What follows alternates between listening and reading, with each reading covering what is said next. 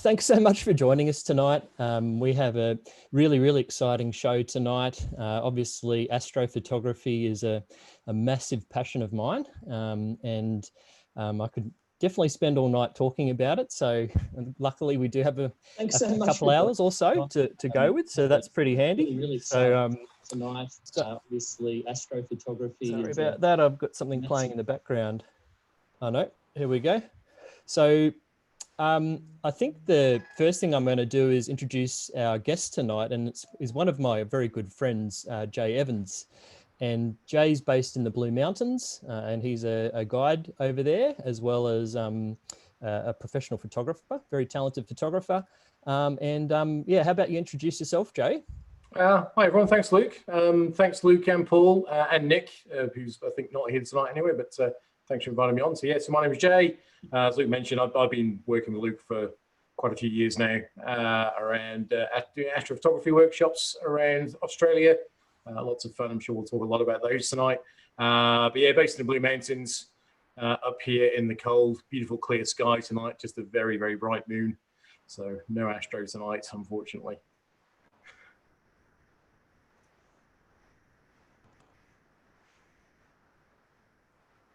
Yeah. All good sharing screen there.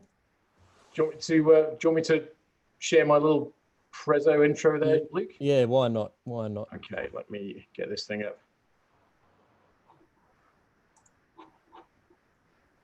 All right, guys, this is all really boring stuff. But anyway, everybody see that little screen there? It says about Jay. Hey, there you go. I like that. There we go. All right, really boring. Let's just move on.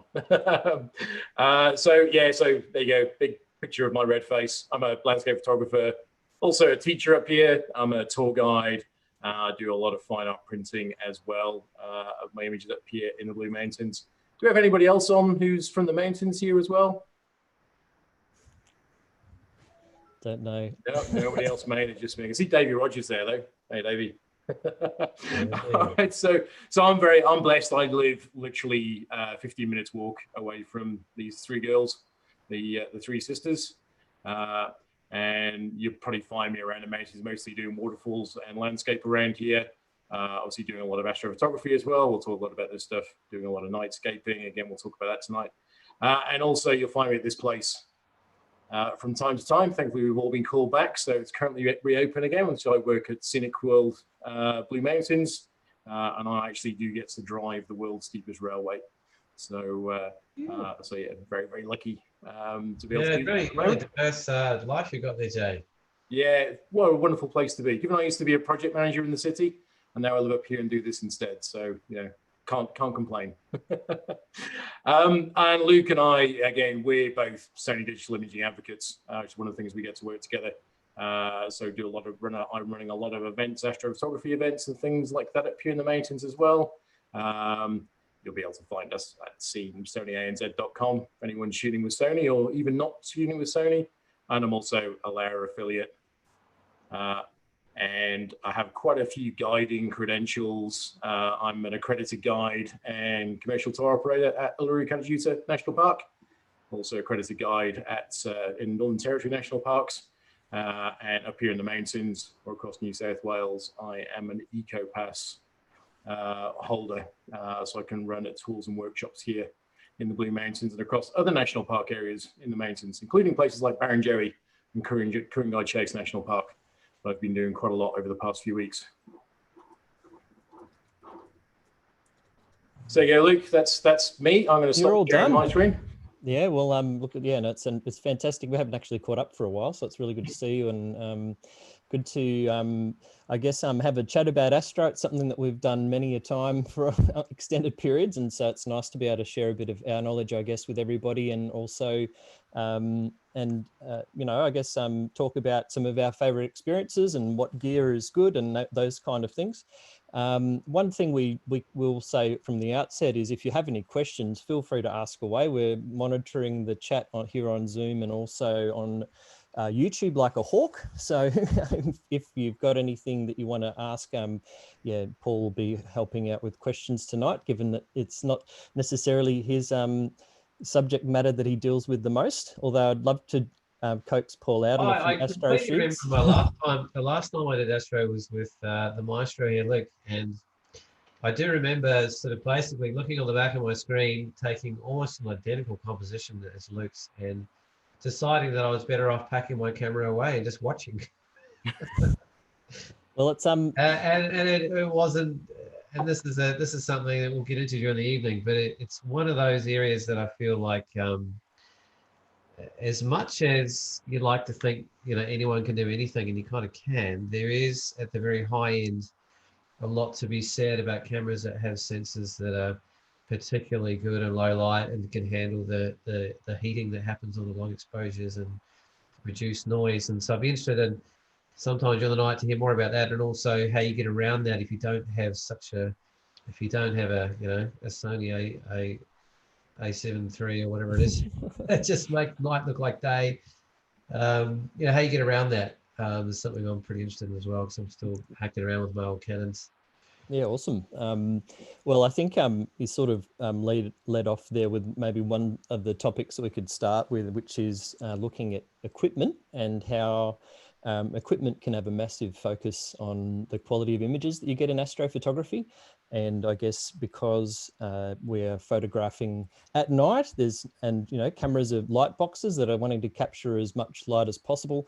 It really helps to have a nice camera with a big sensor, like a full frame sensor, and some nice fast glass that allows a lot of light in, so that we can capture that at whatever minuscule amount of light is there, and expose the stars and hopefully a very beautiful foreground.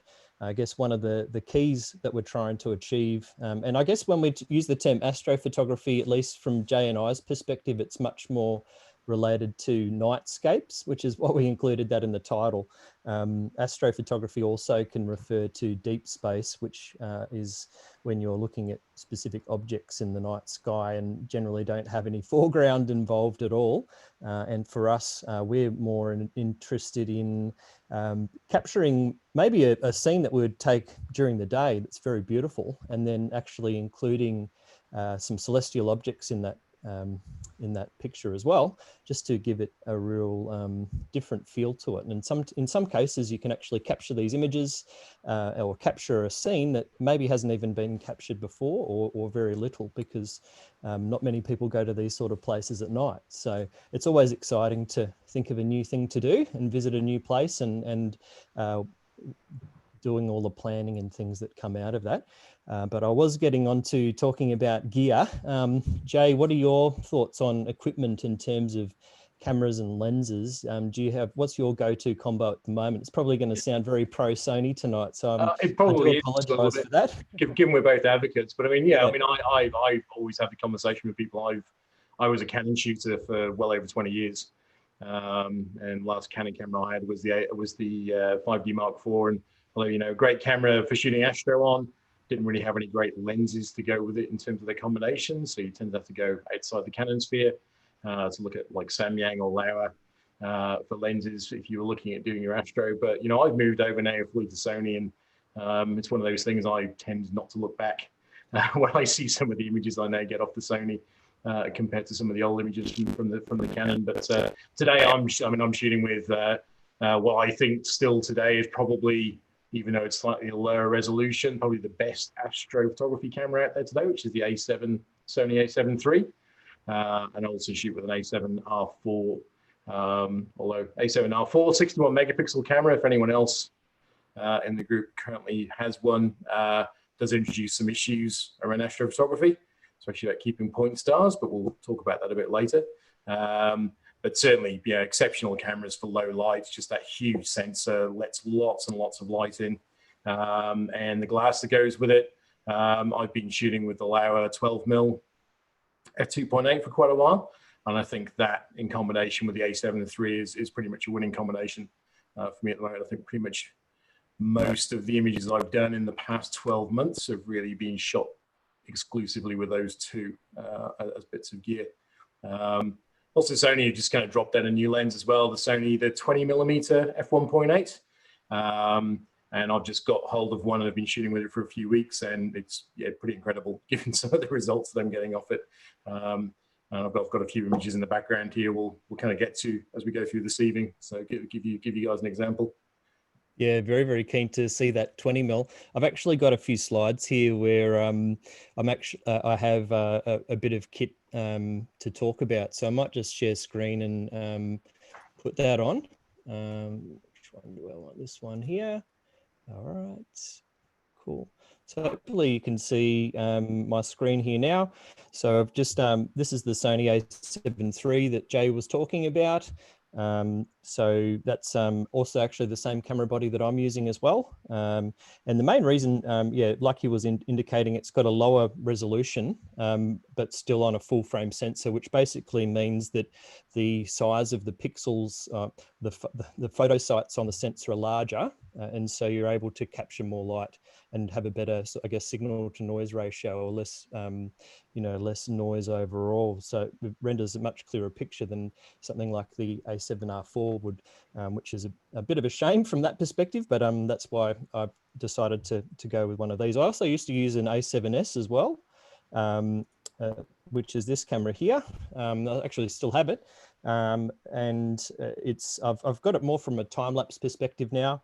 It's a really good camera also for video, but particularly astro time-lapse, it means that I can take photographs with the A7 III and then leave this running. Say if there's an Aurora. Auroras are really good to have for time-lapse because you don't actually know when the real peak of an Aurora is actually going to be. So if you're running a time-lapse, or maybe a star trail or something like that, you're actually going to capture that because it's constantly running. So that's definitely a good tip for Aurora photography. And so this one's got an even lower resolution on the sensor at 12 megapixels. So again, those photo sites are even larger again. So unfortunately, the downside is that the resolution is a lot lower. But I guess it's one of those balancing acts as to whether what takes precedence. Is it the image quality or is it the resolution? And so in this case, you're making those trade-offs. And I guess I actually started Astro with the A7S, and it was a bit of a big investment at the time when I bought it. And I have to say that if I hadn't have bought that, I think I wouldn't have had such a great time with Astro and sort of developed a bit of I guess a portfolio of really great Astro images. So I'm very grateful that I took the plunge with that. And I do encourage everybody as well to whilst the pockets, dipping into the pockets at the moment isn't very good, it's a tough time. If you can afford to spend and buy a piece of equipment that's actually going to give you better capabilities, especially in low light performance, you will really thank yourself down the track for doing that. Just in a general set, because you don't want to sort of pigeonhole people and think they can't really use what they've got, but I being a photographer and having shot a lot of different genres over a lot of years, it is one of those genres that I got up to a point and thought, the equipment is actually impacting what I can capture a fair bit. So I guess later on, as I said before, if you can attest I guess how people can make the most of whatever the equipment they've got, or get around some of the noise issues that happens with other cameras that don't have the capacity of the Sonys in low light. I'd love to hear more about that. So people don't take the cameras away. No, well, I mean, that's I guess the key thing is that you can definitely get a result. Whether it's a great or excellent result, it's another thing, but you can definitely get a result with pretty much any camera on the market at the moment. And so, there's no real excuse not to get into Astro from that perspective. It's just, I guess what we're covering off is like, if you are looking at what is the bee's knees, or what is, if you're really wanting to take things to the next level, and then this is it. But I also do have, a couple others. It's maybe a slightly older slide now, but the Canon 6D original is still an excellent value for money camera if you can track one down for Astro, as well as the 5D Mark IV still gives excellent results. My friend Ben uses one of those still, and his work's phenomenal. There's the D850s and those sort of cameras still produce a really great result for Astro, and yet still have quite a high resolution. So there is kind of a sweet spot, I think, around that 40 megapixel area where you still can get quite a bit of resolution and light collection. So I definitely noticed a massive difference going from the A7R3 to the A7R4 in that respect. And so I am very glad that I held on to the A7 III because of that. But yeah, so this is so essentially what I always try and say in the presentation is, yeah, your current camera can do the job. I mean, I get quite a lot of people who come along. Sorry, I was just going to say, I get quite a lot of people who come along on workshops with me as well, who are shooting with Canon D200s. So very low spec crop sensor cameras. Very much in Canon's domestic range, and so anything that's really been released in the past maybe 2 years is always going to have the high ISO capability. Some of the older Canons, for example, were locked down to ISO 3200, and that was as far as you could actually push them. You couldn't switch them on to go any higher, whereas most of them now will go at least to 6400 or even 12,800, and you find that those cameras, they still have the capability, even though they're a crop sensor, to capture great Milky Way shots. A lot of my initial astrophotography work was done with a Canon 60D and an old 10 to 18 mil Canon lens. This is going way back now. It seems way back, because I'm probably only about 6-7 years ago. But again, the quality of the images that you're getting out of it are absolutely fantastic. So there's nothing really stopping anyone from doing, from getting out there with the kit that they've got. But you just have to understand, depending on what you have got, you may have some limitations in terms of the quality of the image that you're going to get off. Certainly if it's lower megapixel, or if it can't quite get the higher ISO, or if that higher ISO is very noisy. I guess that depends a lot on the output that you're looking for. If you're trying to, create, a 1.5 meter print on the wall, it's going to be a little bit different from being able to, present some really beautiful astro imagery online, for instance, where you can probably absolutely. Yeah. I mean, again, any camera is going to be able to pull off something which you'll be able to get to, 1080 on the short edge to put onto Instagram. So, and the difference there is going to be just how good is the glass to get you those point stars, so the little tiny pinpoints of light rather than little blocky squares, where it's consuming an entire square pixel for a star. So there are lots of things like that to think about in terms of that, and that's before we even get about trying to deal with the noise. That's just looking at the gear that you've got. But I see plenty of people coming out with Sony A6000s.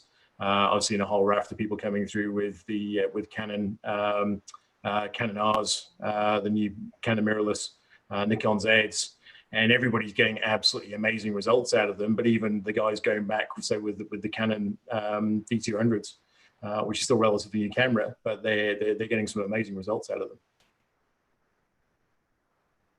Yeah, absolutely, it is definitely plenty of options around, and we really are in an excellent time these days for equipment and being able to image stuff that people could only dream of a few years ago. So just going to the lenses now quickly as well. There are a plethora of lenses out there. In fact, there's more and more astro type lenses being released all the time. One of my favorite go-tos is actually this one, which is the Laowa 12mm f2.8. And there's a couple really good reasons why. Firstly, it's one of the widest, fastest lenses you'll find. It's also quite sharp. There are a little bit of aberrations in the corners, but it is pretty wide for the size that it is.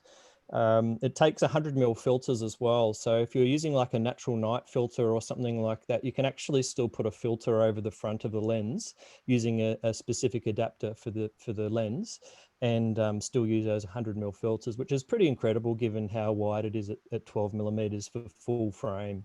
So so that's definitely one that I find I use a lot in landscapes, not just for astro, but anytime that I'm in a scenario where I need that extra width. And I happen to have it in my bag. It's not the sort of lens I can take hiking, unfortunately, just because there's too much weight involved. But yeah, it's a really good performer, and I think you use this one. That's the one you're talking about too, Jay. Yes. Yeah. Yeah. So what's the price next point? One, just out of curiosity. I think it's around the $1,200 to $1,300 mark for this one. Yeah. Yep. And then the Laowa 15 f2. So this one is also a really, really interesting lens. It's actually got a 72 millimeter filter thread for an f2 lens, which is pretty incredible. It's actually only really adaptable, usable on mirrorless cameras. It's designed specifically for mirrorless bodies, whereas actually this one, the 12 mil, can actually go onto, it's actually a DSLR lens.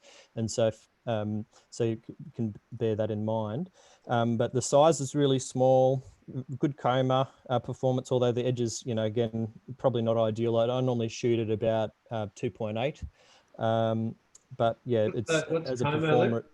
What was that? Sorry. You want to explain what coma is?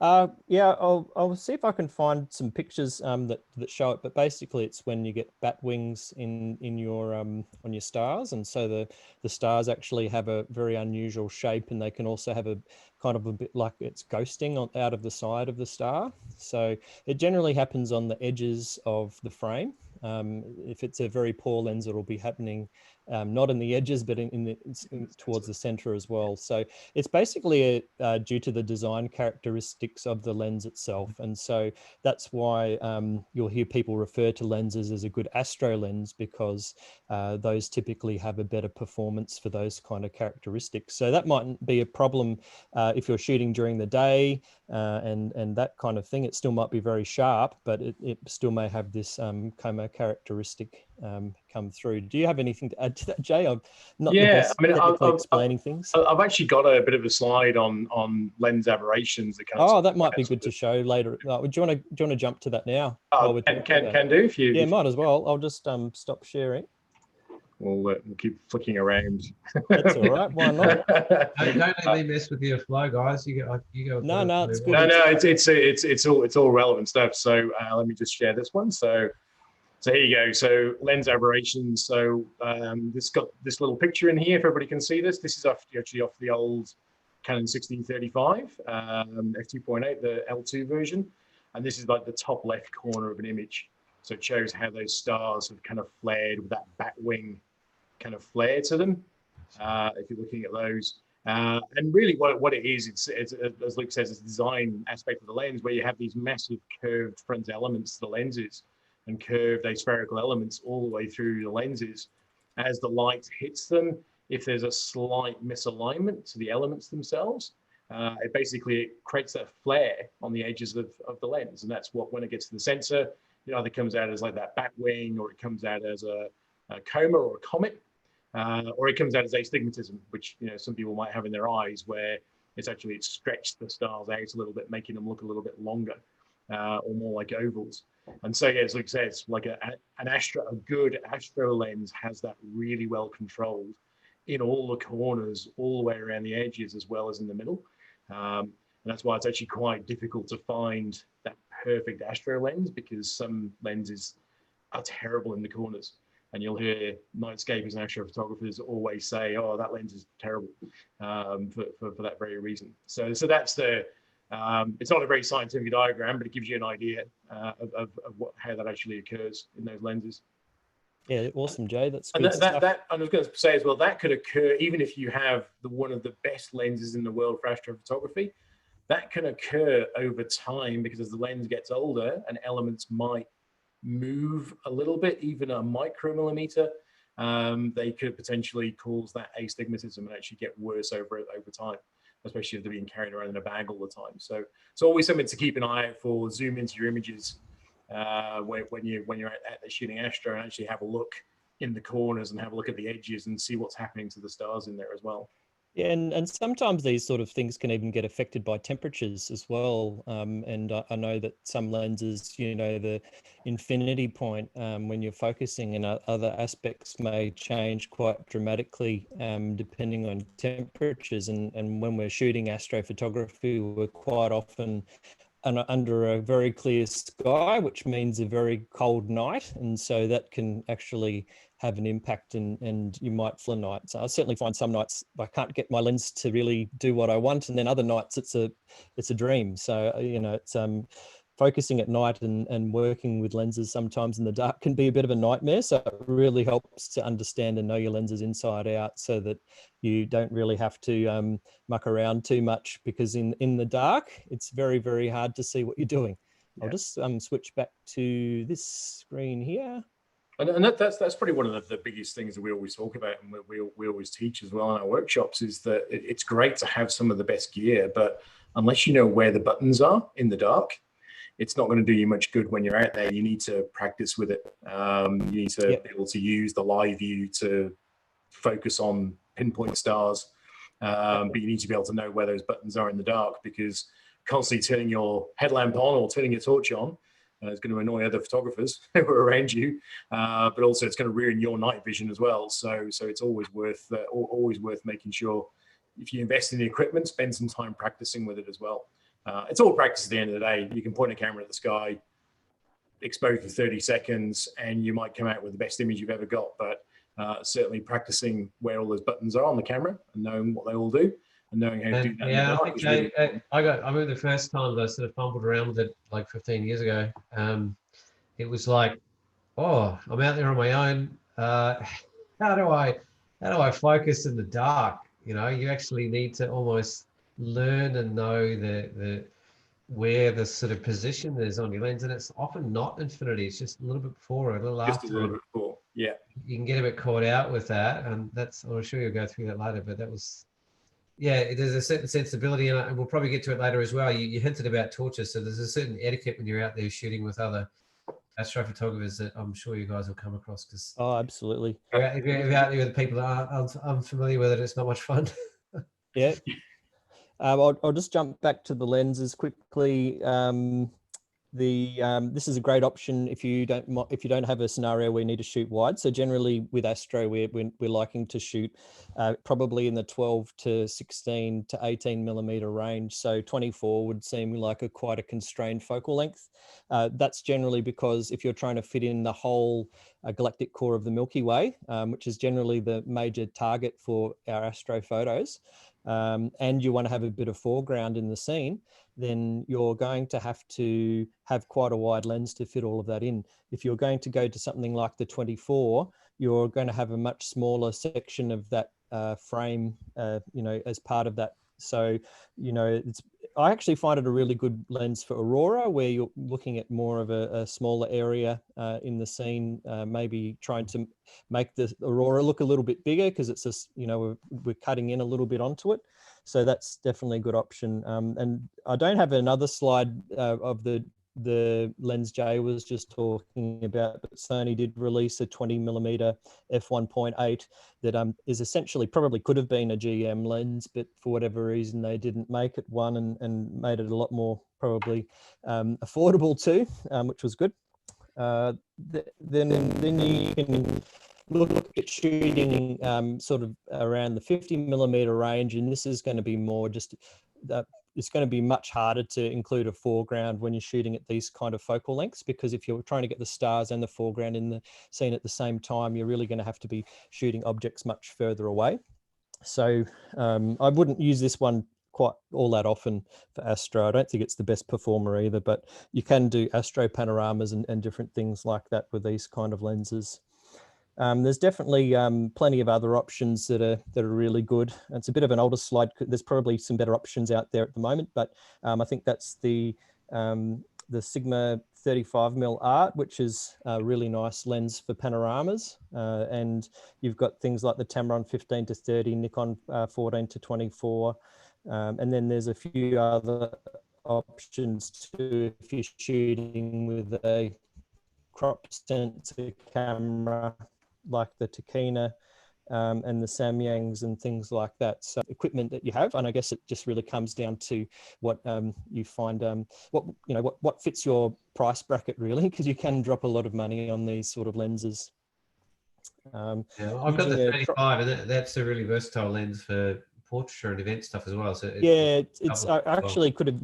Yeah, it's only going to take a small section of the actual frame, but Yeah, if you're doing a lot of guys that do very, very detailed panoramas, like gigapixel type panoramas, will use something like a 35. You need a lot of overlap and take a lot of frames though if you're going to do that. So I'd never really have the patience for that. I'm much more of a shoot it wide and shoot it once kind of guy. But you know, everyone has different ways that they love to do things, and that's just my way. Should we? I mean, I've got a slide here as well that shows. Oh yeah, go for it, mate. Different focal lengths. Yeah, do it. Just to give people an idea. I have to. I'll admit I recklessly stole the idea of this from a gentleman called Ian Norman, who's probably one of the best astrophotographers out there. He runs Lonely Spec if you ever look at his website. But this gives you an idea of the different focal lengths and what they can actually do to that Milky Way image that you're looking at. So it's one of our favorite spots. We'll talk about this later anyways, shooting at Uluru. But you know, this is originally shot on a 12 millimeter. So really nice and wide. It's got the whole scene in front of us. It's got the whole Milky Way all the way across that image. And then gradually, as you get into smaller focal lengths, so 14 millimeter, 16 millimeter down to 24, you're getting less and less of that Milky Way. And so it really, by the time you get to 24 mil, it really constrains you to be looking at a very particular point of the Milky Way. So, you know, if the Milky Way gets too high in the sky, it's pretty much game over for your 24 mil lens, unless you're pointing straight up. But if you're trying to get it with a foreground scene, that's when it starts to get difficult. You've really got to start to plan your shoots so you know to be out there at the right time. So that gives you an idea just of, you know, what the different focal lengths can actually do in terms of capturing the Milky Way and the size it will end up being on the image. It also speaks to why rumors like Sony's 12 to 24 GM is very attractive when you look at a slide like that, because essentially it would cover all of those focal ranges in one lens, which is f2.8 like the forever lens really for an astrophotographer if it has good performance. Yeah. And apparently, so again, if no one's aware of it, the Sony fanboys and the rumor machine is rife at the moment. The next announcement from Sony is going to be the A7S3 and also the 1224 f2.8 G Master, which, you know, hopefully it was supposed to be on the 26th of June, I think was the original announcement, but has been decided to be held off for a couple of weeks.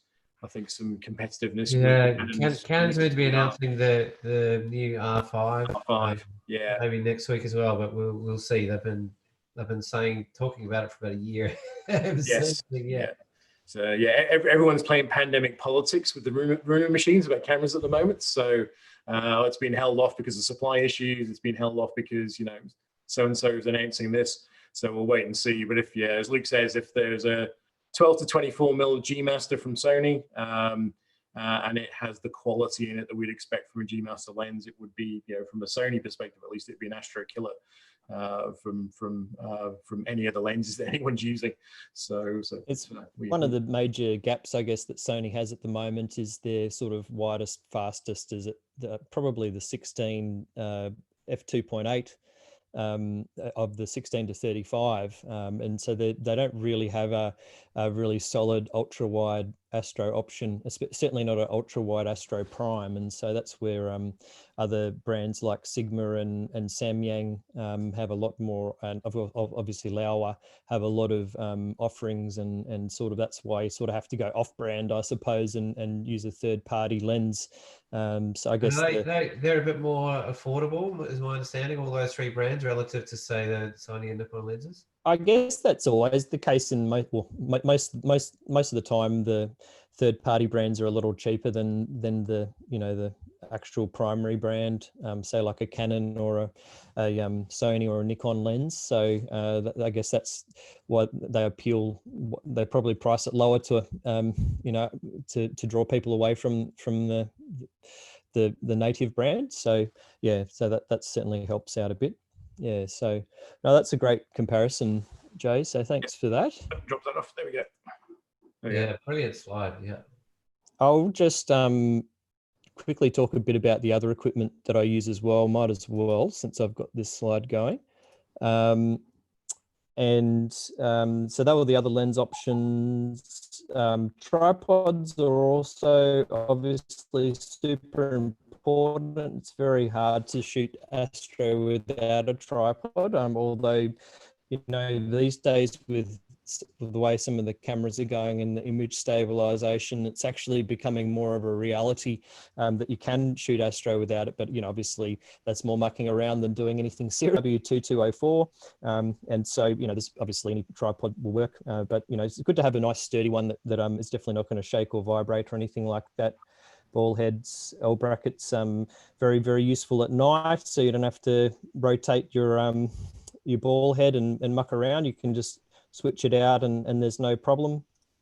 That's the bag I used to use. Yeah, head torches, very, very important at night. Probably one of the key pieces of equipment that you would be using. It's always good to go for a rechargeable one so you can be better for the environment and not having to go through a whole bunch of batteries all the time. But yeah, you know, and the other thing with head torches is that they often have a red setting. If you're ever photographing around other people, don't use the red setting because the red sort of washes through the whole scene in front of you. And if anybody is actually photographing at that point in time, it's going to ruin their picture. It's very hard to remove that red from the picture. But if you're using a white light, you could have actually even helped their picture. It may have actually illuminated just the right amount. So it's a big difference between helping someone potentially and destroying their shots. So it's always a good idea to avoid that red light. It's certainly one of the, like on the workshops that Jay and I run, if someone turns one on, they find out about it pretty quick. That's actually a question Matthew's actually put in here. So if you use a red torch, it will not affect your eyes as much. So the reason for that is that red torches are great if you're a telescope user, because telescopes are pointing right up into the sky.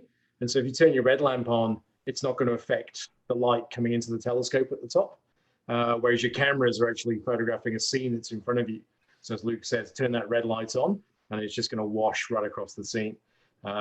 We famously have some images from Uluru in the car park area there, where after sunset, as the Milky Way is coming up, everybody else has to leave the car park. So we get people with brake lights lighting up the scene in red in all of our images. And it's incredibly hard to remove. Yeah. So what about green? Some torches have green in it. Is that the same sort of effect, or? Yeah, we do the same thing. Green would be incredible. Like any color filter being applied into an image, it's going to be incredibly difficult to remove. Yes. But the white light is on most headlamps, because it's an LED. It tends to be quite nicely balanced, so you can actually balance that light up quite easily. Yeah, and it depends on the scene too. Like at Uluru, a red light could actually kind of blend in a bit with the red dirt, so it mightn't be as much of an issue. But a green light would be very obvious something's going on, because not too much green out there. Well, there's probably more green than you think. But yeah, so that's definitely a factor. So generally, just go with a white light and leave it at that. And definitely the torch etiquette is, you know, ask before you turn the head torch on, so that, you know, making sure that you're not going to be ruining anyone's picture. And actually, the best tip of all is actually just using the front face of your phone and basically, you know, turning your phone on and shining that onto your camera rather than actually using your head torch, because the phone's still going to give off enough light so that you can actually see what you're doing, but it's not going to wash through the whole scene like a head torch will. So that's, I guess, you know, a lot of people don't really shoot all that much on their own, and then they come on a workshop and do what they would normally do on their own, and then realize that that's not really compatible with shooting in a group. So, but yeah, certainly would advocate shooting with people at night like that. It's one of the most enjoyable things I think that I do.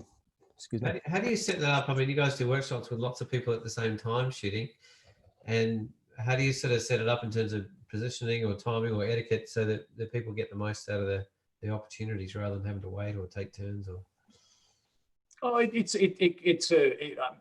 tend to find workshops we run small numbers, so most of the time we're on with maximum of 10. Sometimes you'll end up at a location where there's like hundreds of other people as well. I'm just going to share this because I have to share everyone, because it's you know, I laugh at this quite a lot, which is, let me just get my there we go. Let me share that one. So this is peak of the pandemic. This is peak of the pandemic.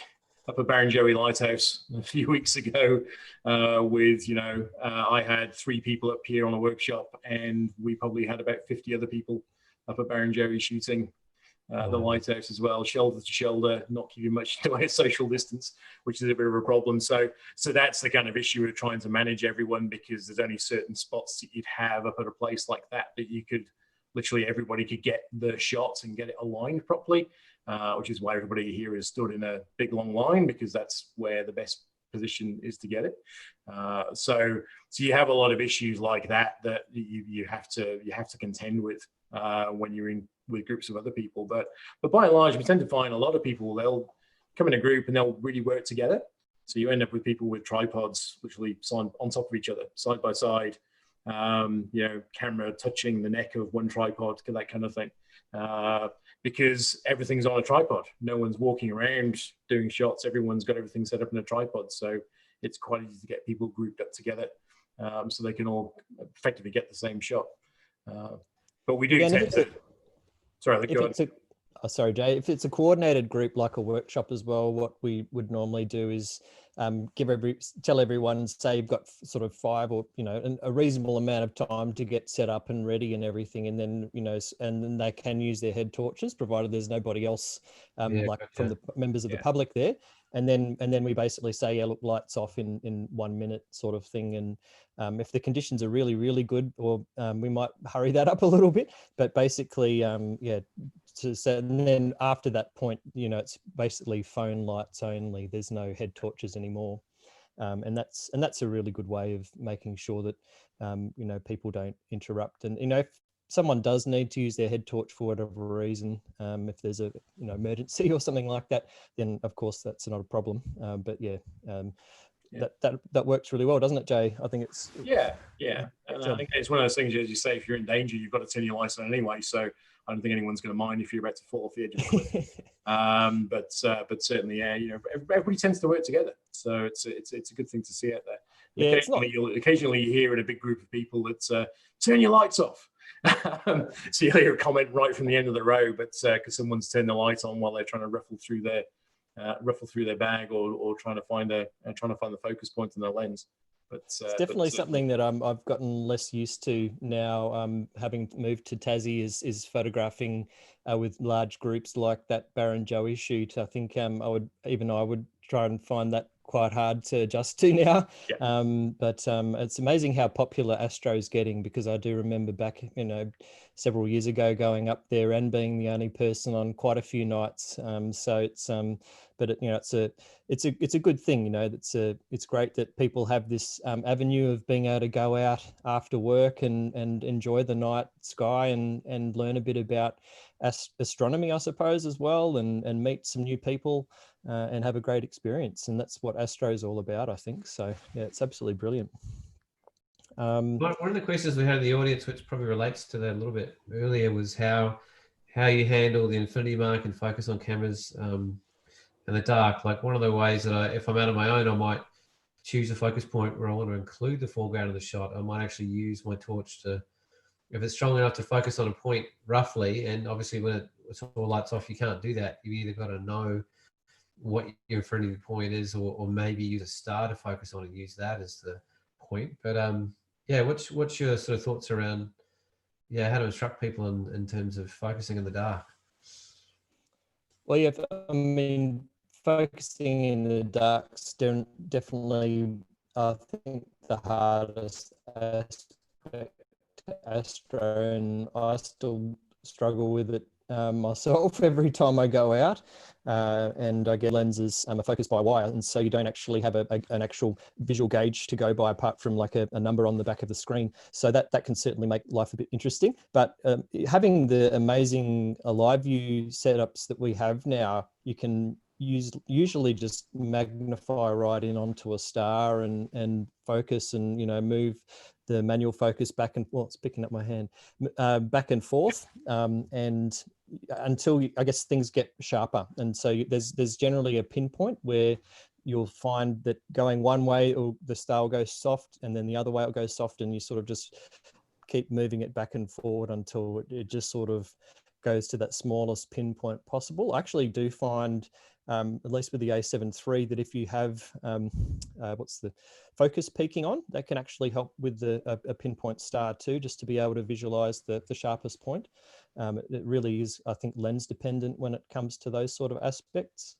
But yeah, definitely. And some live views are better than others. So if some live views, you might find it really hard to actually zoom in onto a star. So you might have to look for the moon or a distant street light, or, you know, a boat that's on the water way off in the distance. So those sort of aspects really help. And I guess what they were, the questioner was also referring to was like focusing on something in the foreground as well, which is always a good idea to take a frame that's more focused or biased towards the foreground, which you can always blend together later. Often when we're shooting astro, we're shooting really wide open. And so if you're photographing the stars and getting them really nice and sharp, generally, especially if the foreground's quite close to the camera, you're going to have a little bit of softness in that foreground. And so it is a good idea to take that foreground frame as well, which you can blend together later. So that's definitely a good option. And you can work that out by either shining a light on the foreground, like you're indicating, which is generally something that's fine if you're on your own, but if you're in a group, you definitely want to coordinate that, or any other sort of bright object that you can manage to pick out. Otherwise, you might have to resort to trial and error, take the photograph and actually magnify the photograph that you've taken, zoom in on the photograph and just make sure it's nice and sharp. And so I'll do that after I take every photo, just to make sure that I've got the image. And that's one thing that we've got the huge benefit of now with digital technology, of course, is we can review our images straight away. So why not zoom right in and make sure everything's perfect? And if it's not perfect, then readjust the shot until it is. And so that there's no point going home and then looking on the computer and then finding it really soft in Lightroom when you could have adjusted that back in the field. So that's definitely something that's necessary. I think, yeah, I mean, focusing in the dark, it's probably one of the bigger challenges of this genre, I think. When I'm on my own, another way, often there's not enough reflective capacity in the foreground for the camera to focus closer. Well, it's not usually too tricky to use live view to catch the sky. So sometimes I'll actually put my torch out where I want it to focus, run back to the camera and focus on the light of the torch. So it's a bit of back and forth, but it's one way to get around it. It's a bit clunky, but it kind of works. Yeah, that's definitely an option to put a light in the scene. That point light of the torch gives most cameras the capacity, even if they're not brilliant in low light, to actually grab it. And then another thing folks can do as well is if it's more of a manual focus lens, or you've got a nice guide on the lens, you can actually focus during the day on infinity or the horizon in the distance, and then look at where that point is actually on the lens, so that when you go back out at night, you can just move the lens back to that position, or some people might even tape the lens up, which I think is a little extreme, but yeah, actually really having a good understanding of where that infinity point actually is.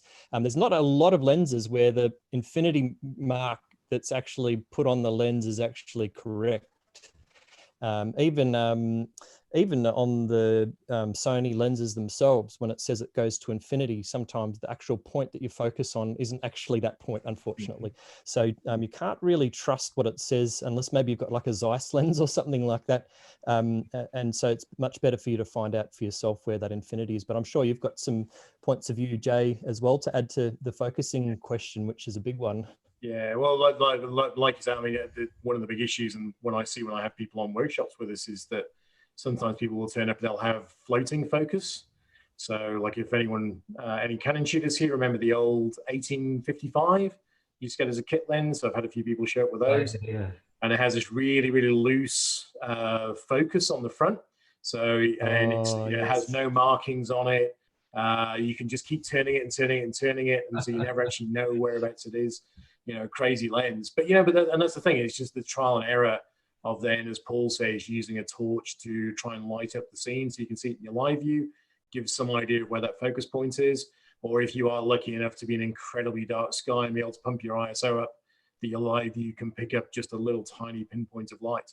But the difficulty is with that is that if your lens is already well out of focus, you're not going to see the pinpoints of light.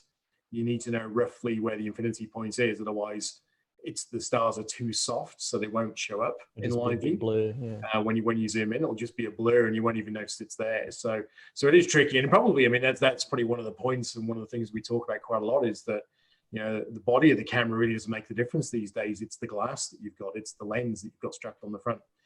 It's capability of actually getting to that infinity point and doing it easily. We've got to the point, that's right. If the lens isn't, if you're finding it very hard, that actually it may just be that it's a nice signal that it's time for an upgrade. Time for a change of glass. Yeah. I mean, when you can get to the point, I think both myself and Luke are there.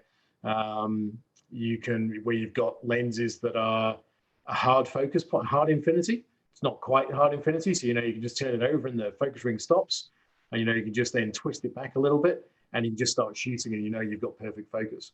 You know, that's the kind of lens that would be the panacea. That's the sort of thing that you'd be looking at doing it. I've noticed some people actually literally tape their lens, or they mark the position, so they can access that in the dark. I don't know what people use, whether you think people use tape or marker pen. I mean, you don't want to. What's a good way to do that? I actually have normally we carry black tape in the bag anyway, and use the black tape to cover up the orange signal light on the front of the camera. Like headlamps gets in people's shots when you don't want it, when people are using that 2 second timer. So you can use that to tape up the focus ring as well. But I've actually got a Chinograph pencil in my bag. I take it on workshops with me, and I let people use that to actually mark that infinity point on the lens when they found it. What pencil? Just one of those glass writing pencils, Chinograph. So it's like it's a little soft white pencil. And literally, you know, you can just quickly mark on the lens, and it's not damaging. And it just gives a nice point that people can then refer back to and at least kind of get the infinity back. But so unfortunately, where you've got those floating focus rings, it doesn't really work. So, and a few of the Sony lenses are like that as well. If you just keep turning the ring just keeps turning, even though the lens is already an infinity. So, you're trading off sometimes the glass because the camera, you're getting good glass because the camera doesn't have the live view capability. Or the camera has a live view capability, so you don't need to have that hard focus point on the lens or hard infinity points on the lens.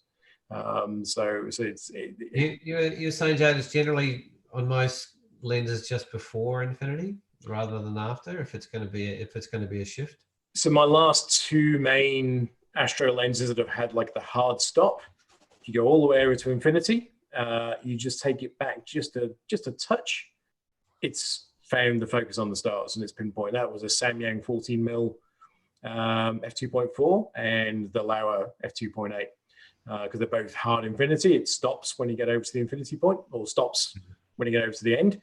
And so you can just literally just in the dark take it right over till it stops, just twist it back just a touch, and it literally is just a little tiny turn, and that tends to get you that pinpoint start. And for the past couple of years, that hasn't really failed me. Here's a grey sort of question. So if you're trying to get a foreground in the shot as well, and you're using infinity as a focus point, which is probably the most accessible thing, like the stars, where's the kind of distance where you're like, this? I mean, it's quite lens specific, I guess, but you need to look at a hyperfocal distance calculator, and that would actually be able to give you a pretty accurate measure of how far away your foreground actually is before it's out of focus. I don't actually know it off by heart like I should, but there is definitely ways you can actually calculate that based on focal distance and a whole bunch of other factors actually. And so, for example, that's a good thing that PhotoPills has in it. I generally use PhotoPills for all of my planning, which is an app that you can get on Android and iPhone, and that's got a hyperfocal distance calculator in there where you should be able to work out those kind of aspects. I generally just take one for the foreground anyway if I think the foreground's sufficiently close. I did a shoot a few days ago where the foreground was actually really far away, and so that wasn't an issue. So I guess it's, sometimes it's up to your judgment, or of course just zoom in and have a look at the picture that you've just taken. Sometimes you can't see much because it's all dark, but hopefully not if you're doing some light painting, which we might talk about. So that's one approach. I don't know if you've got a thought on that too, Jay. Yeah, exactly that. I mean, sometimes you'll find you're so close to the subject that you have to take a second shot and you're blending. and you're actually focusing on that shot, as you say, Paul, using your torch, so you can get that close focus on something. Certainly a lot of the lenses that seem to be coming out now, they actually have a really long hyperfocal distance. So even if you're shooting at f2, f2.4, f2.8, you're still focused on a foreground object that might be 10, 15, 20 meters in front of you. Then if you've got little leaves or ferns or plants or something that are right in front of you, they're the things you're going to have to take that second shot for, and try and get if you're trying to get those focused. So I think you look at some of the up and comers, people like Ben Mays, I think would be one example. So Ben, if you look at any of Ben Mays's work, he does a lot of this where he does a lot of focus stacking in his Astro. So he's taken an Astro shot wide out, and then he's actually started to do individual focus stacks on the way in, and then blends them all together. So he has this immaculately sharp foreground with perfectly pinpoint stars in the background. So there's lots of different techniques that you can use in your post-processing, in planning your shots to collect all those images, or just having glass that will let you, or having the lenses that will let you be able to do it. Just on that depth of field point too, one consideration as well is obviously when we're shooting Astro, we're shooting with very wide angle lenses. And of course, based on that hyperfocal calculation, when you're shooting with a very wide lens, it's actually much more forgiving when it comes to that hyperfocal distance. And so that's actually just very fortuitous that works that way. And you'll definitely find if you're shooting more compressed scenes or using something like a 24mm, that you're very likely going to render your focus, your foreground out of focus. And the other thing too, I always think that, it's very hard to get a technically perfect shot when you're photographing at night. So I don't think you need to be too hard on yourself if the foreground is a little bit soft. I think it's much more about the general feel of the image. I know my images aren't technically perfect by any means, and I think the feel and the scene and the beauty and the wonder that you can elicit in the shot is worth a lot more than what the technical aspects are. Especially you've got other things like noise that can creep in. You've got maybe a little bit of extra star trailing that you weren't hoping for. There's all sorts of other factors that might, stigmatisms and coma that might creep in. There's many things that can detract from your pictures, light pollution. So you just have to work with what you've got and hope for the best and create something that's beautiful. And hopefully, those technical aspects aren't as a key factor. But if you're wanting to perfect things, you have to go an extra mile with Astro, for sure. Or come out at a workshop with these legends and get down to business. No, that's awesome. So I guess that's talked quite a bit about the technical side, and I guess when we're talking about shooting at night, I mean, we're shooting at very high ISOs because what we're trying to do is make the cameras very sensitive to that light. And when we're shooting at high ISOs, we're going to have a lot more noise. And so there are a few techniques and strategies that you can have to actually reduce that noise. One that's becoming quite popular is called median stacking, which is actually when you're taking multiple frames of the same scene over and over in a row, and basically using software, you can actually blend all of those frames together. And what it actually does is it analyzes it, an algorithm goes through, analyzes all of the frames and works out if a piece of a pixel essentially is either noise or it's actually part of the original frame. And then that can sort of average out all of that noise and create a much clearer picture. So there's these sort of techniques that can be used. And then on top of that, now some very sophisticated noise reduction software is now available, like Topaz Denoise AI, which I've been using and I think is absolutely phenomenal. And so there's there's so many options available to us now to really improve that technical quality of our images. We've now got light pollution filters, so we can help reduce a lot of that light pollution. And I don't know what other examples there might be. Just better quality lenses and equipment to really get those results up there. So it's definitely a great time to be an astrophotographer at the moment. What's your noise reduction strategy, Jay? Do you do a lot of median stacking?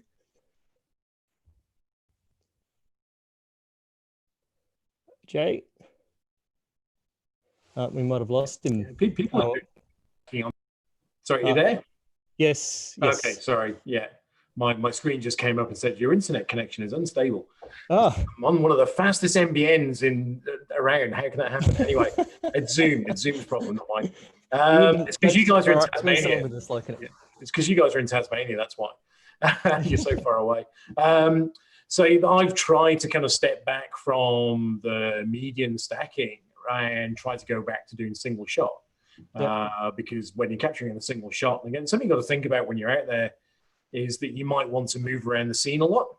And so if you set yourself up in one spot and you shoot in that one single spot, you're going to end up with all of these frames and you might only use 5 of them for a median stack. Whereas if you're doing a single shot, you can move your composition around and try and find different spots. And bear in mind, the Milky Way is always moving, the sky is always changing while you're out there. So, you want to spend as much time as you can capturing what you can. But certainly, median stacking is a really workable technique if you're trying to really upfront plan to reduce that noise out of the images. A lot of people are doing track shots these days as well. So they're using, if anyone's heard of, I'm sure some of the people on here are, because I can see some of the images that like Aaron's got here in the background here as well. You're using a tracker, an equatorial mount, like you would get with a telescope to actually track the sky. So you're able to actually expose for longer while that sky is still moving and the tracking mount moves the camera with the sky. So you possibly get 2 or 3 minutes. And that tends to equal out some of that noise over the longer period. So you tend to find that the images come out a little bit smoother. But you can shoot at a lower ISO, can't you? Lower ISO as well. Yeah. But I mean, the thing is, you can go too far with it. So a lot of the tracking shots I see. Oh dear. Yeah.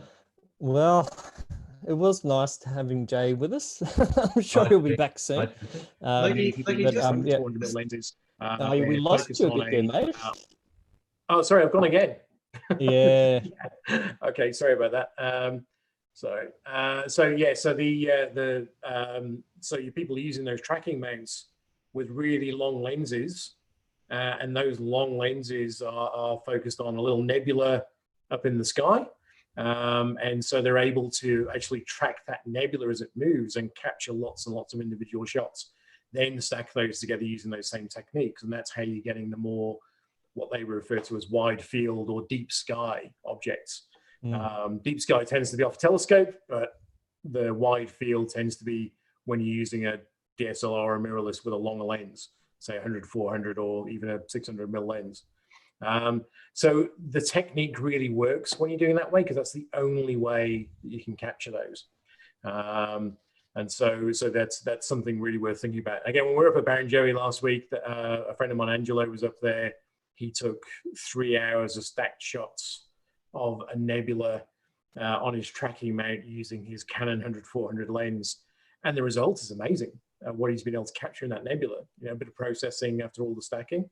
And it's come out as being this really non-noisy, deep sky nebula image, which is a different class of astrophotography.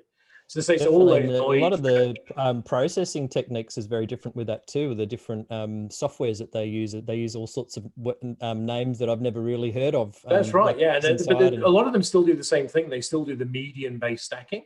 So they still do, like Photoshop does, you can stack a whole bunch of images together, you align them so they all align together, then you set the stacking mode to be median, and that does that averaging out of every pixel to try and work out where the noise is, to try and remove it.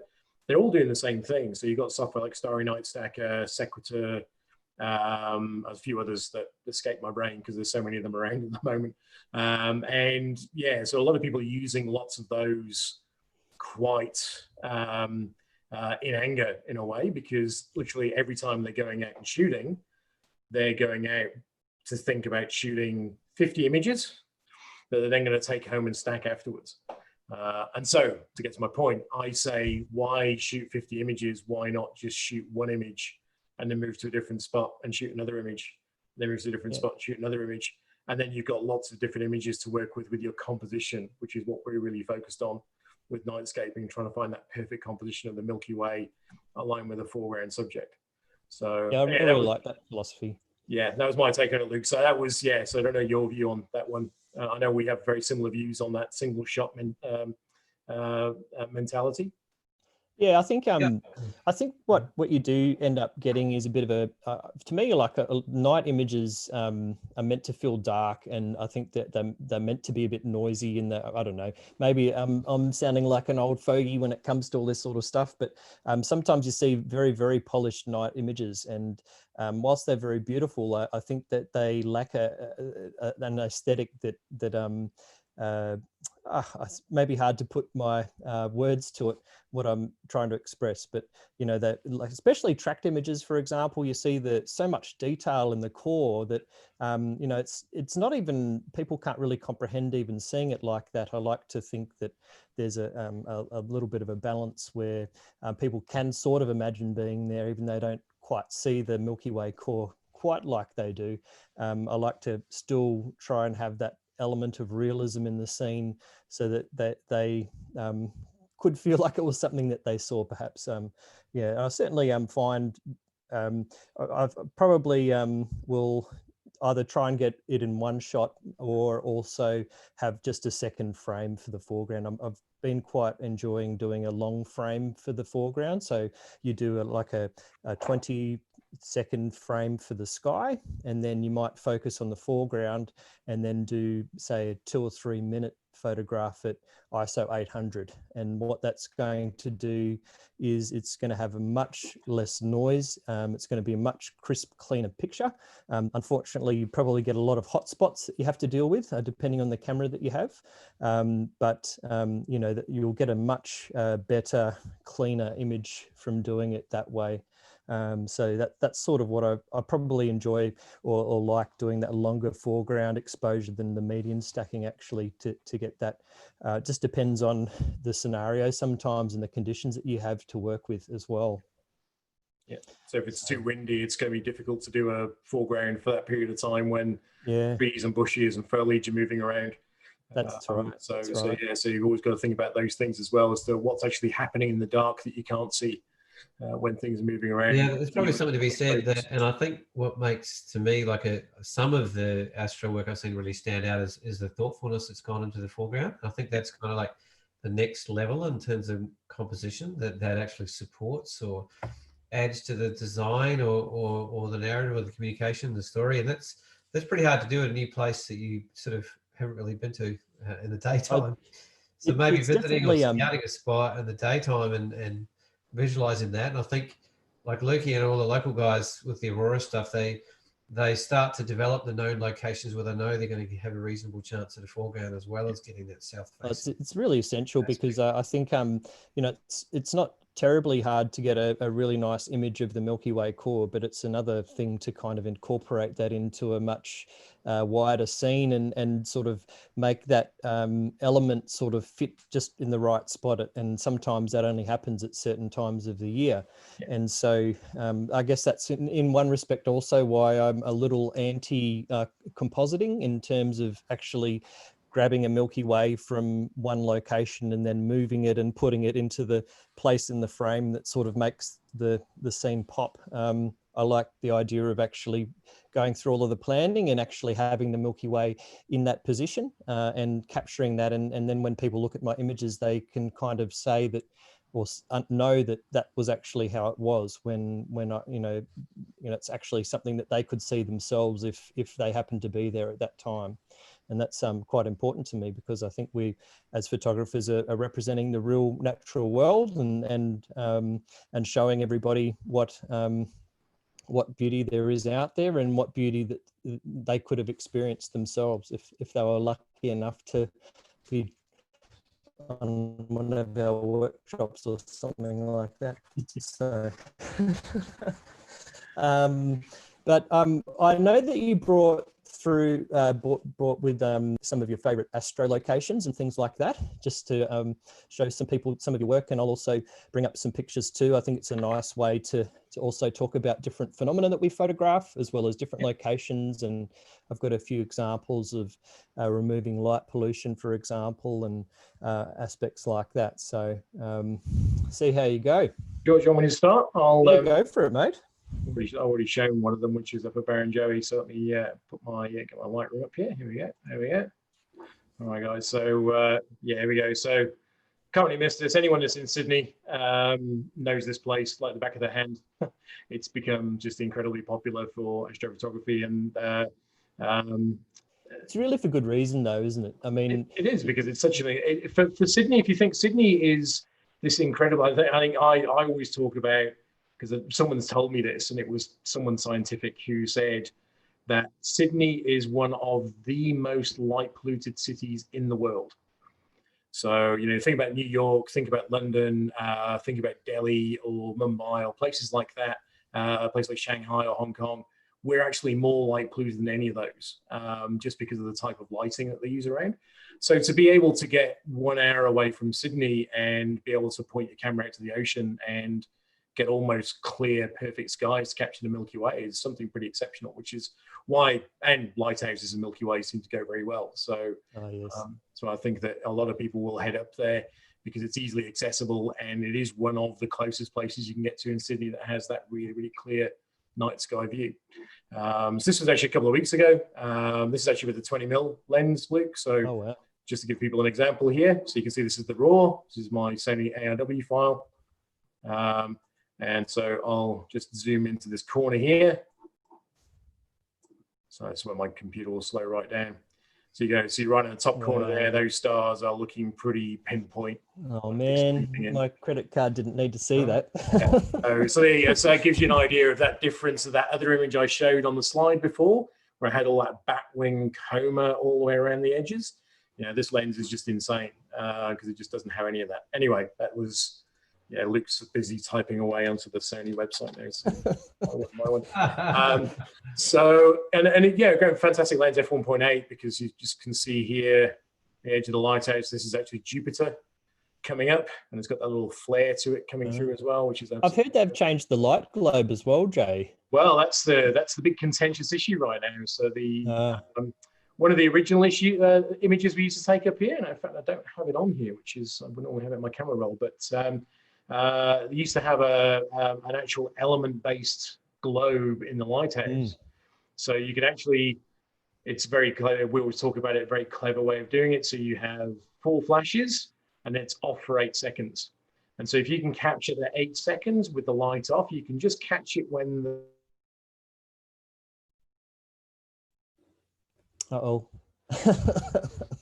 Yeah, no, that's interesting what he was talking about, because I've got a photograph too that I can show of this location where sorry, Joe, you cut out again.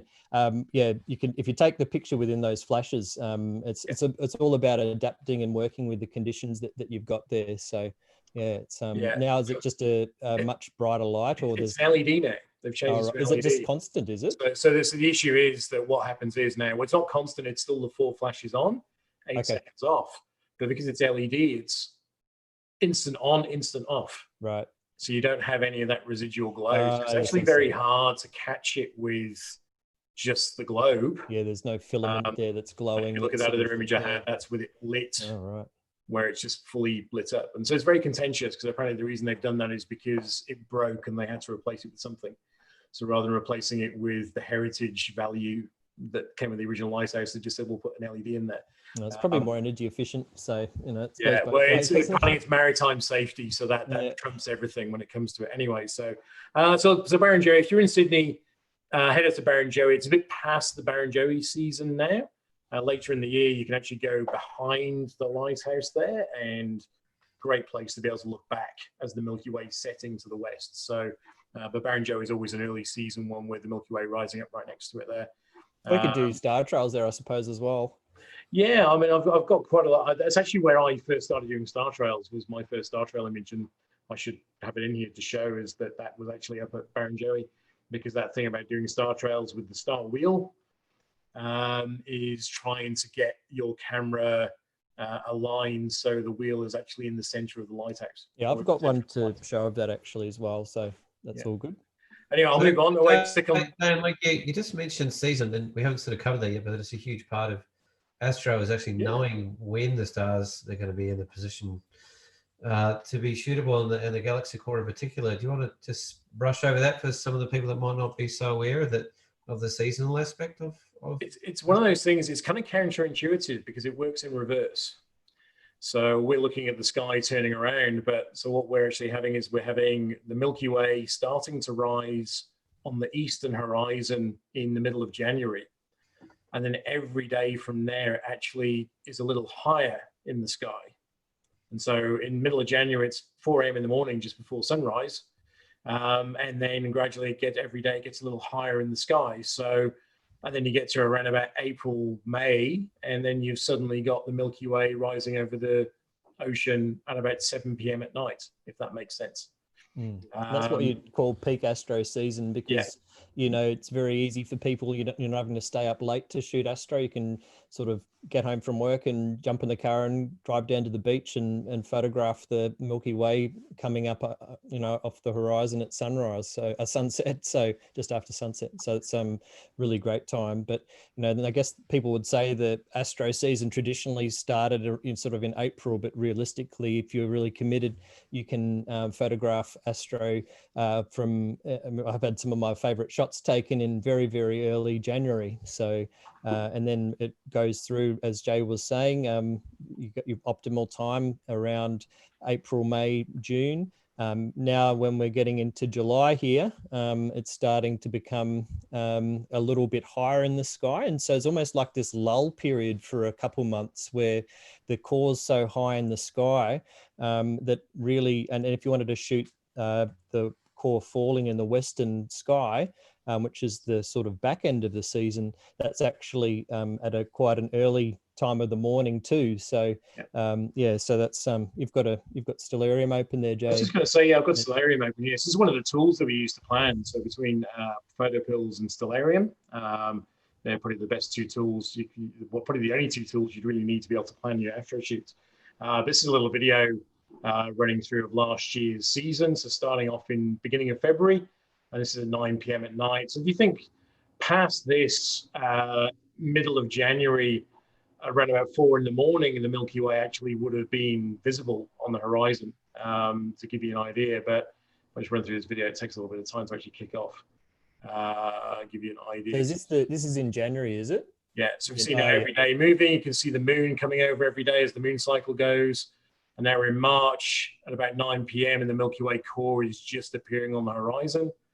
And then April, this is where we start saying we're in peak because the Milky Way is rising, and we can be there at 8, 9 o'clock, 10 at night, and it's rising.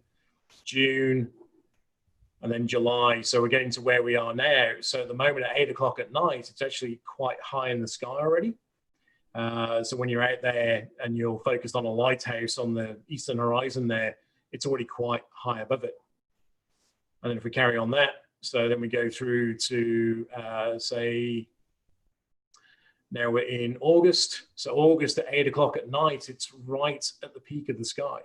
So after sunset, it's so high in the sky, it's pretty much no point trying to shoot it unless you're trying to do a southern arm of the Milky Way, which can still be quite an impressive shot.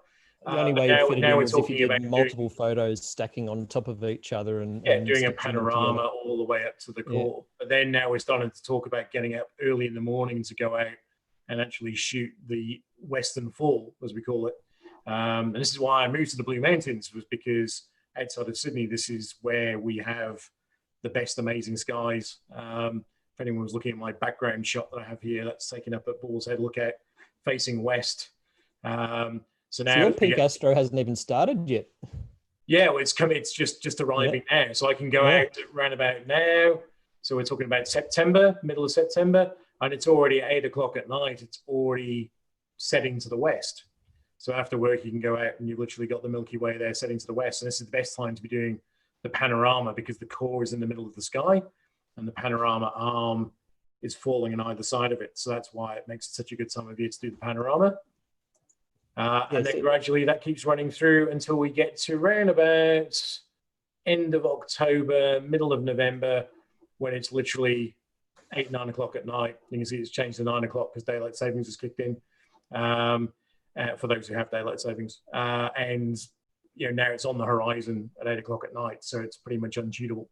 So that's what we mean by a season. So literally then from November through to January, you can't see the Milky Way, because after sunset or between sunset and sunrise, it's not visible in our skies. The northern arm is the Pupa's end. The northern arm on this side is, but the main core, the part that we really focus on, just isn't there anymore. Yes, if you ever see the Milky Way looking like a backslash, that's generally taken in the early season, so around sort of your April, May, June timeframe. And if you see a photo where the Milky Way is sort of flat and parallel, then that's going to be at the back end of the season, sort of, September, October, November. So just going to go back to my shots of some locations as well. I won't bang on about our workshop locations too much, but Horsehead Rock down in Bermagui. Dave Rogers is there. He's probably smiling right now, going, "Oh yeah, I've got many shots of that." There you go. So and this one's a terrible shot. This is actually from our workshop there last year. I think Luke's probably got the accolade for best Horsehead Rock astro shot ever from down there. But again, you got Horsehead Rock there, and the Milky Way just rising off the horizon there next to it. So an absolutely brilliant location to be heading down to. One of my favorites. Favorite because it spent a lot of time getting set up to be able to get out there and do the kind of things that we do there. Is that at Uluru? So this is right next to Kanju Gorge in Uluru, with the Milky Way rising up just next to it there. It's a magnificent place. What a wonderful place. Amazing clear skies. Again, being out at Katajuta at 11 o'clock at night when no one's supposed to be there, and being able to see these crystal clear skies with this amazing red air glow through the air, being picked up from the reflection of the red dust or the red dirt. Uluru and Katajuta are just incredible locations for the fact that the main viewing areas for both Uluru and Katajuta, kind of like the iconic views, just happen to be perfectly aligned for the early season Milky Way, essentially, or early to mid. And so, you don't actually have to go out of your way to capture these spectacular scenes, which apart from having to get a permit to be able to be in the park to start with, of course. But you get out of your car and you're there. So it's not like you have to hike for kilometers to go and find the places. Another one of my favorites in Northern Territory. This is Glen Helen Gorge. If anyone's been there and knows this place, beautiful dark sky location. Huge flat piece of water. If it's not windy, you can get the most amazing reflections there. This is a single shot as well, single star trail shot. So all that reflection is actually all done in a single shot, even with the rocks, the shadow of the rock coming through. I made the right decision about Sony. About sort of 30 minutes or so, do you think? 30 minutes for that one, yes. That was about 35 minutes. One of my favorites at the moment is obviously Blue Mountains, because I live around the corner from here. And even, early on in the season when there's still lights on in the town and we have this huge light pollution bubble over the top of Sydney, we can still get some amazing Milky Way shots rising off. We still have some fairly clear skies over the top of that light pollution. So as long as we're far enough away from what I don't know if you can see my mouse pointer go over there, that's showing up. But you have the light pollution bubble of Sydney, metropolitan Sydney, going over the top there. And it was a little bit cloudy on this morning, so it was actually hiding a little bit. So it meant that Milky Way was up there. So again, a great spot to be. I'm very fortunate that most nights I can walk out of my house. This is on my driveway, and I can see the Milky Way dead set above me. Not a problem at all, even with the moon out. It's a very easy spot to go to. And again, the shot that's behind me on my little backdrop at the moment here at Bull's Head. So this is the Western Fall. This was shot about 3 weeks ago, back in 29th of May. So 4 weeks ago now. Early in the morning? Early in the morning, yeah. So 5:30 a.m. Am I still there? Can you hear me? Yeah. Yeah, good. I hear you. I hear your voice warble, Luke, and I know I'm about to drop off. So, so this is the Western Falls. This is looking west from Bull's Head Lookout, Upper Cales in the Blue Mountains in Katoomba, with the Milky Way falling. And this is, I can get this panorama from right to left all the way over here. Is it Bathurst in the distance or something? So that'll be Bathurst. Yeah. To give you the example, the light pollution domes. This is at Blackheath Lookout, again up in the mountains. Cracker. This is me playing around with selfies I don't like doing selfies myself when I'm out doing Milky Way, especially doing panorama. Sometimes it just needs that extra element though to sort of tie it all together. Yeah. This panorama here. So if you think this is 270 degrees of panorama. So I'm going from behind me all the way in front of me to behind me again to get that Milky Way in with a little bit of gap on either side. So you're getting the whole of the arch of the Milky Way. And then what you can see here off in the distance is all the light domes of the towns off in the west. So this is Lithgow. Then to the left of that is Bathurst. And to the left of that is Oberon. And then you can't quite see it down here. This is Camden in southern Sydney on the other side. So you have these. Can you see my mouse pointer going over there? Yep. You can. Yeah. Okay. Yeah. So these are like the light domes that you see on towns in the distance when you're looking at those from those dark sky areas. Now, again, in Tasmania, you might have the same when you look in certain directions. Like I've seen some of Luke's or Ben's shots from Mount Wellington, and you have the huge expanse of Hobart beneath you. But even in some distant shots, you're seeing, the little light domes of towns off in the distance. This is where we're talking about that light pollution. But it adds to the image, so it can actually help add to it, especially when you've got a story and you can tell people which towns they are that are heavily light polluted out there. Astrophotography is not always just about Milky Way. Give you an idea, it's a moonshot we did back in January, I think, February, end of February. And it was this point where Jupiter was the closest to the moon it's ever been, or that we know about. So, and I don't know if you can see here, what if I zoom into that?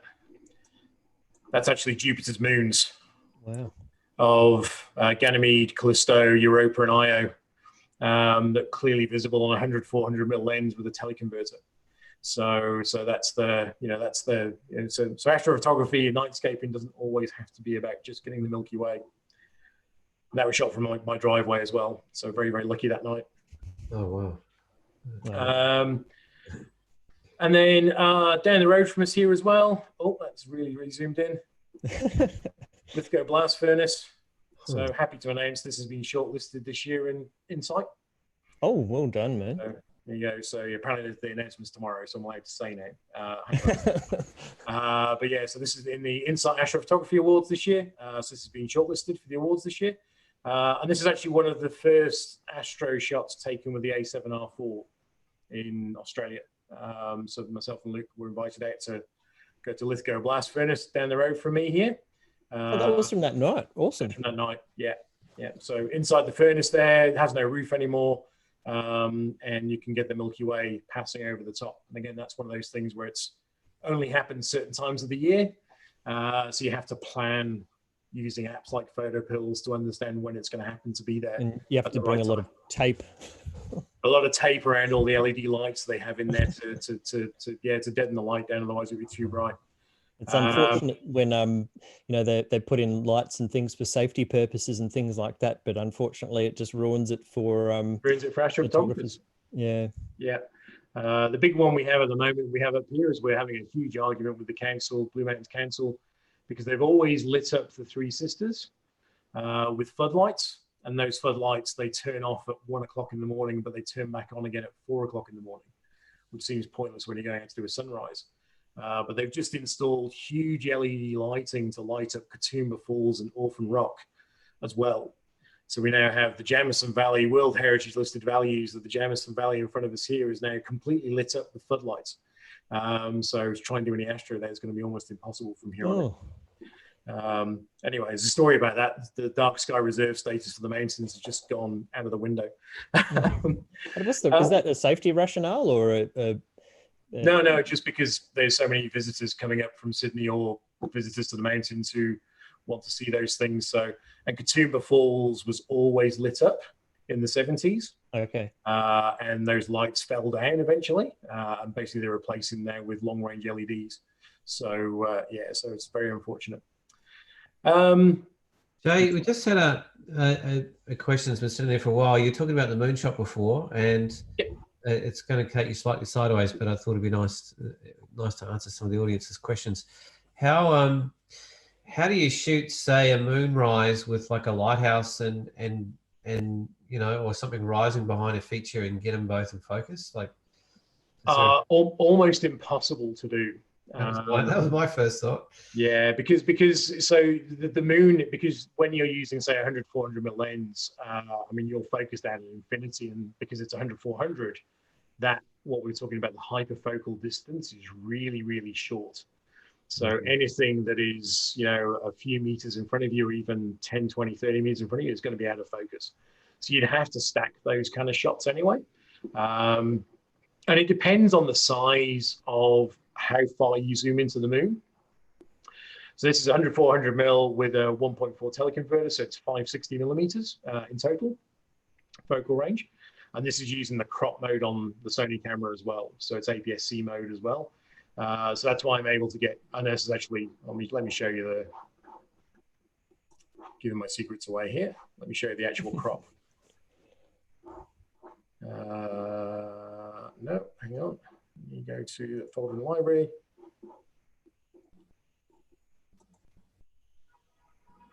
I'm giving something away here. There we go. Develop. And so you can even see there, so this is the actual crop. So even with that range of focal distance, I have taken this little tiny, tiny crop out of the rest of the image. So it's APS-C mode, 560 mil, and I'm still having to really, really crop the moon there. So if you think if I try to put a lighthouse or anything in front of there, it's going to be totally out of focus. Now, there is a gentleman hangs around Sydney here. His name is Matt Hudson. He's become quite famed for doing his moon rising shots with lighthouses and like Centre Point Tower in Sydney. Look him up on Facebook, Matt Hudson. He's a nice guy. He really knows what he's doing, but he's using a really long 800 mil lens to do that with, one of the Canon 800 mil prime. To actually get those kind of shots. So it's very, very tricky to get it. So you'd need to stack. You'd need to get two different shots, one of the moon, one of your foreground, and actually then try and stack those together. Trying to get them aligned is also going to be difficult, because when you're focusing in on those kind of focal distances, if you're trying to get an object to go with the rising moon, you need to know where that moon's going to be rising, and it's going to rise in alignment with it. So you have to think about that as well. Let me just give you an example here, actually. Sorry, Luke, I'm going to go off on a bit of a tangent here. Go for it, mate. Juliet's balcony moon. Right, here we go. So give you an idea here. This is a totally unprocessed shot of, let's see how many dust bunnies I've got on my lens. Oh, goodness. On my sensor. Terrible. That's why I can't use these images. This is a moonrise that's supposed to be, oh, there you go. It's done what it should have done, which is, yeah. This is the moon rising over from Juliet's balcony. So again, I'm using that 100 400. I'm only at 454 mil there, and I'm on crop mode of the camera. For all the trees that are underneath me here, you can see here are only just slightly in focus, but that's because I focused on those. And then I've taken a second shot to actually stack the background. That's actually a much lower shutter speed, so I can actually get the detail in the moon as well. Well, it's also the exposure as well. Apart from those few kind of 20 minutes where the moon is just rising, I find it almost impossible to get any features in the moon with anything else in the foreground in the same exposure.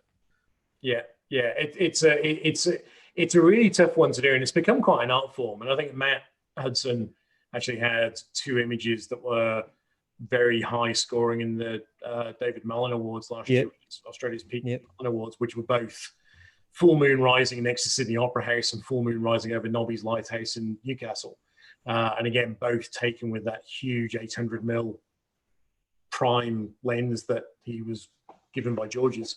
I think he would have been loving the topic, that the special topic was moon, so he would have so you want to be given it because it's probably a $20,000 lens, I'm guessing. Yeah, no, exactly, and that's the thing. So there's some very, very specialized equipment, but not saying you can't do it. Say 100 400 with a teleconverter, you'd be able to do that, and you can get some really, really nice, crisp detail in the moon with just with a lens like that as well. There's a shutter speed that you can only go down to a certain shutter speed before the moon is actually going to move and start to blur the frame too, isn't it? Because the moon moves a bit faster than you think, isn't it? Yeah, yeah. I mean, again, 1 to 1/25 of a second. So basically, flash speed is the kind of shutter speed you want. So, but again, you've always got to think with the moon, you're reflecting back sunlight. So the moon is always going to be a brightly lit object. So it's not like you're shooting it like the Milky Way, where you're at ISO 6400 or ISO 3200. You're going to be shooting it down at, what am I on here, even f/22. So even though it'll be quite soft on that lens, and I'm at 100th of a second, and I've got some really nice crisp details in the moon there. And that's not one of the best shots I've done of the moon using that lens combination. So there's a lot of different ways you can look at capturing the moon, but if you're trying to do it with your DSLR, certainly a longer lens, and keeping your shutter speed down, and then trying to plan it. You use apps to try and plan these things, because things like we've already mentioned, photo pills.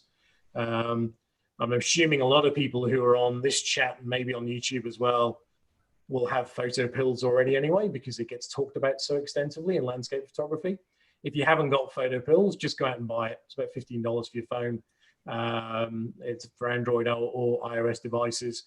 It would help you actually plan stuff like this, because you can literally put your pinpoint to say, I want to stand in this location, and it will show you where the moon's rising on a map. So you can see how it lines up. So that having those tools available to us now is really helping us plan these things a lot easier.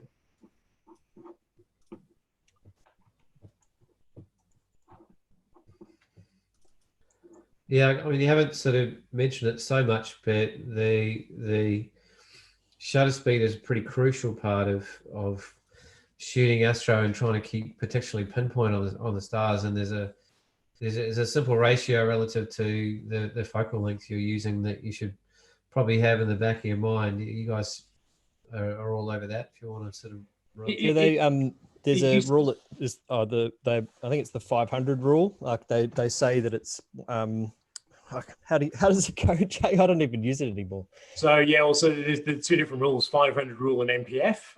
500 rule is now completely inaccurate, because megapixels have gone up on cameras. And so as megapixels have gone up on cameras, then that 500 rule makes no sense anymore at all. Again, I have an example here. Let me just find the right slide, and I shall get it up there to show everybody. Pinpoint stars, there we go. Sorry, I was flicking around a little bit here. Stop sharing that one. And I'll share that one. All right, give you an idea. So the old 500 rule, this was the classic 500 rule. So 500 divided by the focal length of the camera divided by the crop would give you the amount of seconds you could expose for before stars started to trail. So in this case, 500 divided by the 40 mil divided by, if you're on a crop sensor, 1.4 would give you 25 seconds. But again, it's like now megapixels have gone up in cameras. So if you're peeping right into the pixels, you're going to see stars move regardless. This is the problem with having a 61 megapixel Sony, or using, say, 100 megapixel GFX, 3G GFX, is that your amount of time you can expose for comes right down if you want to get absolutely pinpoint stars. So the new rule, which this guy cleverly worked out, MPF, it's actually French. I think it's dark photo sight and focus or something like that anyway, in French. But it considers the actual megapixels of the camera as well, and it's a really, really complex calculation.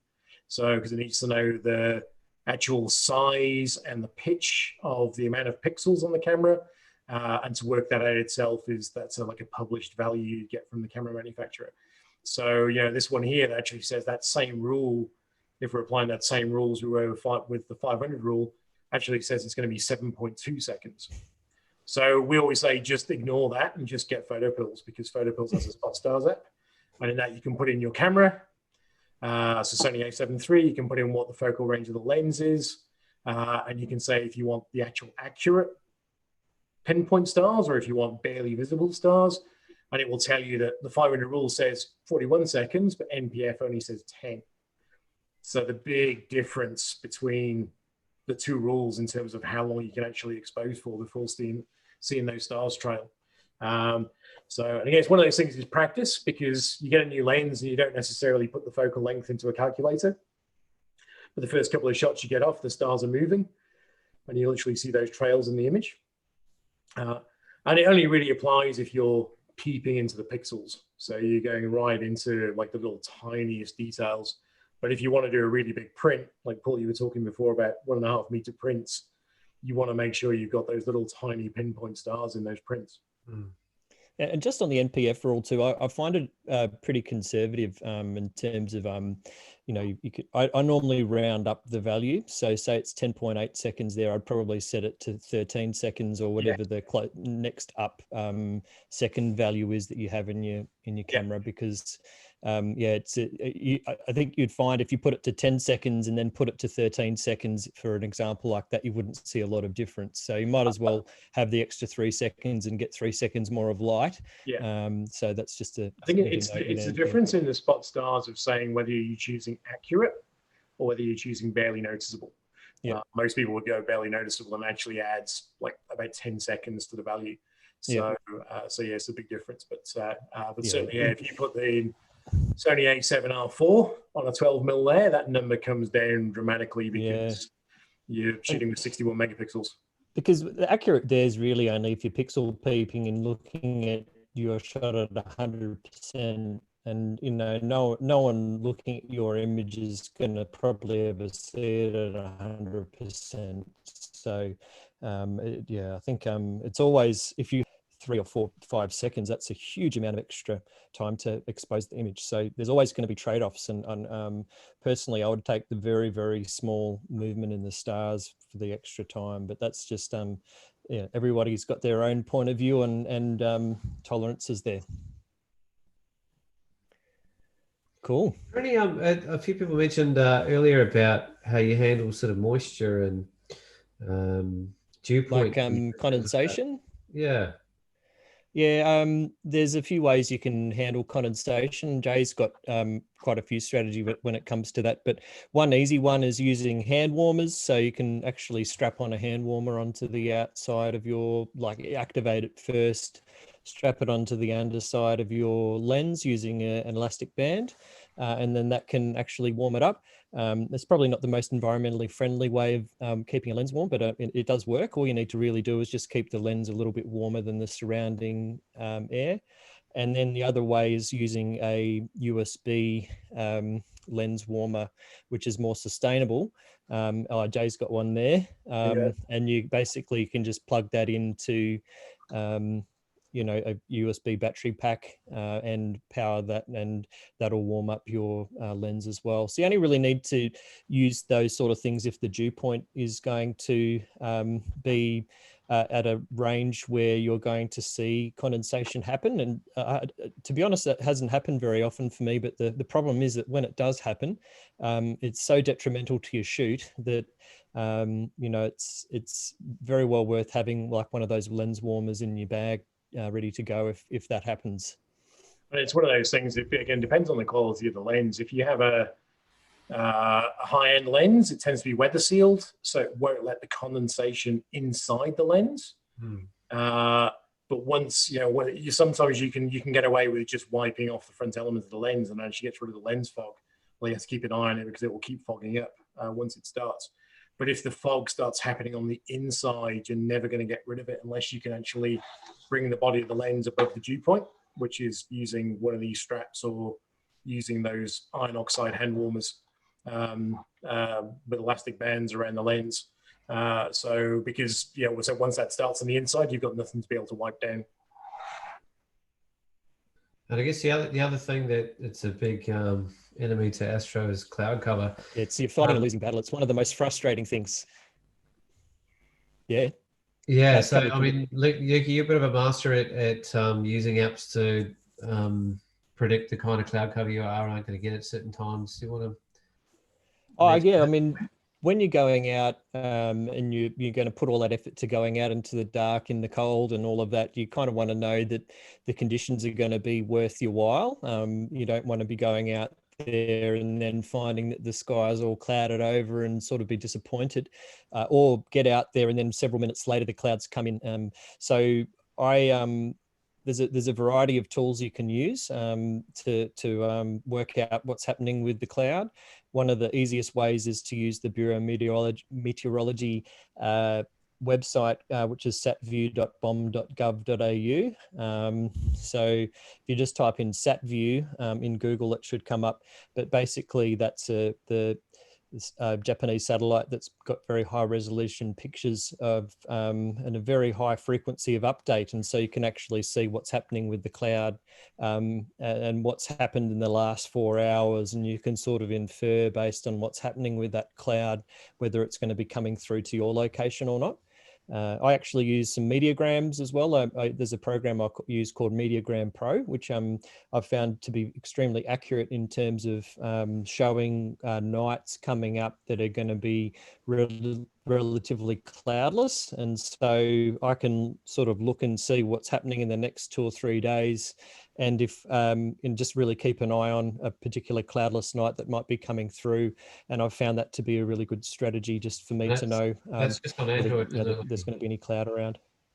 That one's only on Android. There is a web version as well. I might be able to, I was just playing around with that today. I might even be able to share screen actually on what I was working on with that. Let's see. Yeah, this is an example of the Mediagram. I'll just bring it to this screen here. All right, so just share screen. I'll just show you the Mediagram that I use.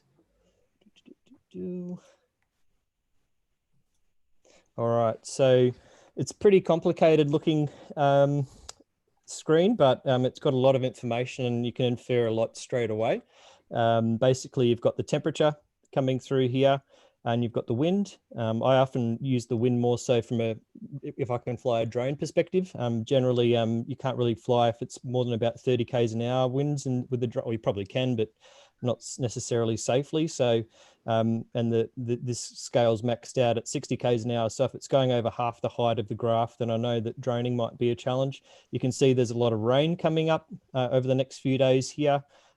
These are the bands of daytime versus nighttime. You've got the moon here, how much moon phase is coming in. So you can see that obviously it's no longer good astro time at the moment because the moon's coming in the late evening. That's midnight, that line there. And then this is the cloud height here. So you can see there's not really any good chance of astro coming up over the next few days, at least on South Bruni, where this is located. You can see this is high cloud, this is medium cloud, and this is low cloud. So I've got a very clear graphic representation here of where the cloud layers actually are.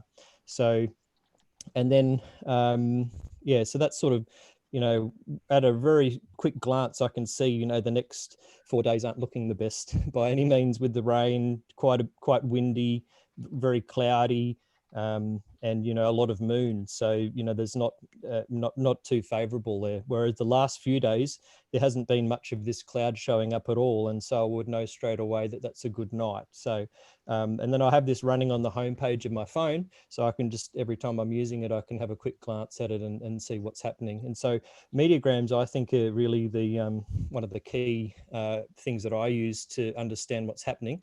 You can also see if the cloud's going to be coming in later or not, and things like that. So yeah, it's definitely recommended to get into mediagrams if you haven't already, because they're a very useful tool to just a really quick, simple way of visualizing a lot of data in one go, and yeah, surprisingly accurate as well. Well, you can, they're brilliant for just traditional landscape photography too. Like when you've got a light set of high cloud, you know it's pretty likely they might light up on sunset and create beautiful shots. Yep. So yeah, you can, because it shows the cloud layer, you can see if there's a lot of high cloud around, and you know that'll you can definitely infer a lot. It also shows if it's going to be snow, if there's going to be fog, all sorts of things. So yeah, definitely a really good way of going. I'm sort of lost without them now, to be honest, actually. So yeah, so that's probably, and Windy as well, windy.com. Yeah, That's a that Wendy fantastic has website. a less. Yeah, and that also has a really, really good mediagram at the bottom as well, which I would say is, yeah, not quite as Quite good as as the one that I've detailed, been but using, but I'll fall back on that because it works on iOS. yeah, definitely. And that's well, this one, the one that I just showed is I've customized that. I've spent quite a lot of hours actually customizing that to fit my purposes. I've actually asked the developer to also include a parameter for galactic core elevation, which I thought would be quite handy to have on there as well. And I have got some versions that have tide heights and things like that too, which it also includes. So just depending on the location that I'm looking at and whether I need to know that tidal information. So yeah, so that's a bit about that. Rob was going to say, Robin asked a question here as well about, there was one on one of Adam's videocasts that they were talking about another tool, which would probably be Cloud-Free Night. Oh yeah, yeah, possibly. I mean, I haven't really used Cloud-Free for a very long time now. Yeah, but that was all the rage a few years ago. I don't quite know if it's still got the same level of popularity that it used to have. Yeah, it's still used extensively. I mean, most people I've come across out there, when I talk to people, say they use Cloud-Free Night a lot, because again, they really dumbed it down quite recently. I yeah, thought that it had a lot of advanced features, and yeah, but it's now just very, very simple. It's just a map that you look at, you can scroll through the time. Yeah, it's like which region it's at. I think that's what turned me off. I was really happy with how it was, and they very much. I'm sure that there was an operational reason why they did it, but they very much have oversimplified it now. Yeah. And yeah, I just not for me anymore. But apparently their web server kept overloading and so. it kept getting switched off. That's why they had to change it. Oh yeah, yeah. No, they probably. I think they were always like struggling. Like that. There's a lot of people that put a lot of time and effort into developing these tools, and folks like us use it all. And I guess we don't really support. I actually did send them some money and to donate, but you know, that they don't necessarily get a lot of money coming in to help maintain these services, and I'm sure that's been a big factor there, unfortunately. Yeah. But this is more for the. Oh, sorry, Joe. You go. I was just going to say, but it is for everybody on the chat. It is still out there as a tool. A lot of people are using it. It's still relatively accurate, given the data it's got. So as a Cloud-Free Night is a web-based one that you can go and have a look at. The other interesting one, I think, at least for the people that have access to south-facing locations, is Aurora-based stuff, and it was one of Lucky's attractions that coming down here. I think is Tassie has. Especially last year, I think we had so many Aurora nights going on. It was crazy. So I don't know if there's any particular place that you'd send people to, like, or Jay, for Aurora predictions. For Aurora, there's a couple apps. There's one that's really good, just called Aurora Forecast. Unfortunately, you type that in, and there's a million other apps that come up. But so that doesn't help very much. But it's got a picture of a guy holding his hands up with the Aurora behind. And that one's quite good because you can actually get alerts if there's anything going on. It's also good to sign up to the Space Weather Australia website, where they actually send out email alerts when there's very strong solar activity that could be a good predictor of Aurora. And I generally find if I get a certain kind of email from those guys, it's normally pretty well on the money that particular night's going to be a good show. We have had a very poor show. I think it's 2020's hitting the Aurora world as well. Haven't really had much happen. I think there was one Aurora while we're in lockdown, which wasn't a bad one, but yeah, it has actually been pretty quiet this year. Yeah, it has. And so that's been a little disappointing, but certainly last year we had some really nice shows earlier on in the year, when Jay actually came over and brought all the good luck with him. But yeah, this time it's been a little quieter, but definitely those sort of websites are great tools, and also just the general Aurora Facebook sites like Aurora Australis Tasmania, and there's also the Southern Hemisphere Aurora group and things like that. They've got a really good community, and often we'll talk about latest developments that's happening with the sun and when we can expect to see a show and things like that. So that's probably one of the better places, and that you can actually meet people through those groups where you can, send them a message and say, what do you think about tonight, and that kind of stuff as well. So I've actually got. And I can post pictures live from where they are, so you can get almost like a real life sense. Yeah, true, exactly. Like they'll, as soon as someone sees it, they'll post it up, and if you've got visual proof that it's actually happening, then you just jump in the car and go. And I guess that's one of the amazing things about being in Tasmania, is that I can just jump in the car and drive 15 minutes down the road, and I'm at a location where I can photograph the Aurora, probably even 5 minutes, to be honest. In fact, during the lockdown, I photographed the Aurora from my bed, so that was kind of fun.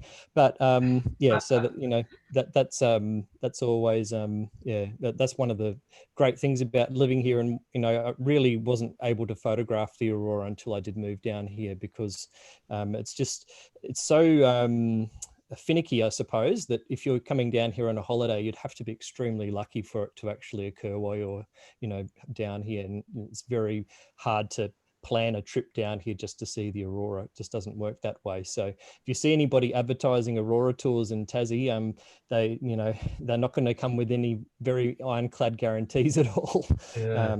That's for sure. Which is the same in the Northern Hemisphere. You see a lot of people saying it's an Aurora photography tour, or we'll take you out for Aurora, but it's very hard to predict in the Northern Hemisphere as well. Yeah, I mean, that's because they're like 80 degrees north and stuff like that. They're right up in the Arctic Circle, and that it almost is guaranteed every night, because they're just so high up, and we're nowhere near that far south down here, so we're just not going to have that level of show, unfortunately. So that's just the reality of it. But it still gets you bud pumping just the same amount as if you're in Norway or if you're down here in Hobart. So that's what I really love about it. So absolutely. Cool. I might show a couple pics as well, and talk about a couple things. There was a few things while I was going through my catalogue of images that I thought I could talk about. I'll just share my screen again. Go back to this one here. All right, hopefully this shows up. All right, cool. So that's about as far as I get when it comes to compositing images together. And so I guess I don't know why I started with that, but I think it's important to acknowledge that, you can have a lot of fun with astrophotography, and you don't always have to be a complete purist about things, like I often sort of beat the drum of. I think obviously this is such a fantastical scene that, not many people are going to probably believe it actually happened. So I've got that going for me. But I do think that if you are going to manipulate an astrophotograph, it's always a good idea to actually indicate that you've done so, just to honor the people that actually have put the time in to get to these locations and actually plan and try and do that. This is actually just a blend of two separate images. It's actually me standing up on a mound here of red dirt sand. You've got Kata Judah there in the background, the Olgas. And it's actually me standing behind the Zodiacal light. So you might think that I've actually sort of put a dab of light there in Photoshop, but it actually comes out like that naturally. And then I blended that into a photograph of what we'd call a Milky Way zoom, which you can use. Probably the best lens for that is a 24 to 70 millimeter, where you start at 70 mils and zoom out to 24. And you're basically pointing straight at the galactic core of the Milky Way, and zoom out over a long exposure to create the effect. And so this is what Milky Way zoom actually looks like. I think it's actually the frame that I used for that previous image for the sky. And that's what it will look like when it's actually, just in its, if you sort of nail it, I suppose. The idea is to obviously make it look like the center's exploding outwards. Sometimes you see the shot, this sort of effect done misaligned, and it doesn't look quite the same when it's not exploding out of the middle. This is the bottom base frame, and you can see that's called the Zodiacal light behind me, which is light being scattered by dust in the outer atmosphere. or sort of, yeah, outer atmosphere of Earth, and creates this sort of dome of light that comes up from the horizon, generally around the equinoxes. This was actually taken in August, so sort of close to the spring equinox, I suppose. And so that's why we had a really beautiful show of this phenomenon, probably the best show I've ever seen of zodiacal light. You really need to be out in a very sort of open, clear area with very, very low light pollution, which you're going to get out at Uluru. So that's a very fun phenomenon to play with, and always keep an eye out for it. It basically occurs in the eastern horizon just before sunrise, and then the western horizon just after sunset, or maybe about an hour or so after. They call it the false dawn in some places because it looks like dawn's coming, but it's actually a few hours off yet. So that's how it sort of works. Yeah, so that's a pretty cool phenomenon to look for. I think I've got another shot here somewhere too. This one here, this is of the Superman barn in Quirindi, and you can actually see there's a little bit of a dome of zodiacal light coming off here towards Saturn. It's another example too of an early season photograph. This was actually taken with Jay in, it was late January, wasn't it, Jay? No, it was 10th of January. So was it early Jan? Okay. Yeah, it was really early. And yeah, we've got the zodiacal light coming out this way, and then sometimes there's like the odd thing about the Uluru zodiacal that I had was it was straight up and down. I've never really seen it like that. Most of the time it's on a slight angle, so I'm not entirely sure what's causing the different angles of the zodiacal light, but here it's very clearly on an angle. And then the top of the, I guess, the emu part of the core coming out, and then that light behind is actually the light of the sunrise, which very rapidly blurred out this scene as the sun rose, or washed it out as the sun got brighter in the sky. And then this is, I think this is an iridium flare as well. So it's kind of cool that, you know, in one shot, you know, it's quite a noisy foreground because it is a single frame take on the Sony A7S. But yeah, it's also cool that you can sort of get all of these things happening. And I think that's one of the things I really love about astrophotography, is that you have all of these really cool elements that can kind of come together in a scene. And sometimes, pretty much every time you go out, something unexpected happens as well. And you learn a lot more about the world around us, which is absolutely fantastic. Unicorns. Sorry? Unicorns. Yeah, the unicorns.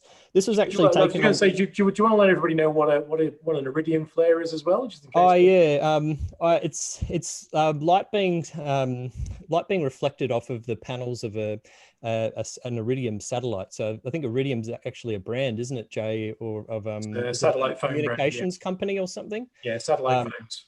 Yeah, and so as the satellite rotates, the sunlight actually gets reflected off of the panels on the satellite, and so that actually gets flashed back down to Earth.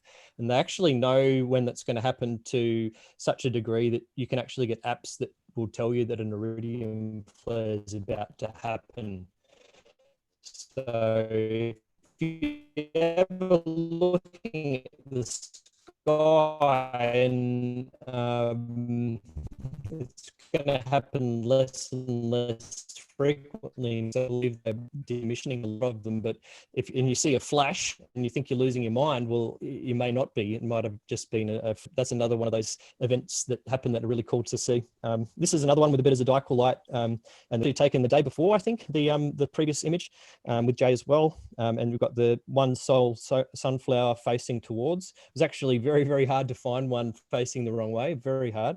And so managed to make the shot work, even though the sunflowers were blowing in the wind. And that's very, very hard to work with when you're doing like 20-second exposures.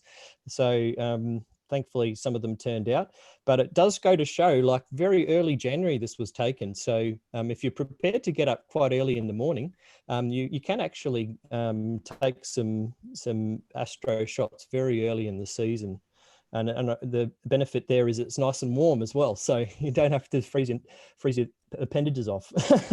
This is an example like Jay had earlier, where the actual the light is actually kind of the old light, so you get this beautiful glow effect. And so yeah, it's one of those other things too, of like always trying to take an image when you can, because you know things change over time, and sometimes the scene that you had that was there, you know, can no longer be done that way. And so you know, that's I'm kind of glad that I was able to capture it when it had the original filament type light in there. So that's just showing that one. This one is an example of a shot that was actually taken in August. So we were talking a bit earlier about when the core is way overhead, it's very hard to work with. And I actually got had a job where I went to Uluru to photograph for Tourism NT on this particular job.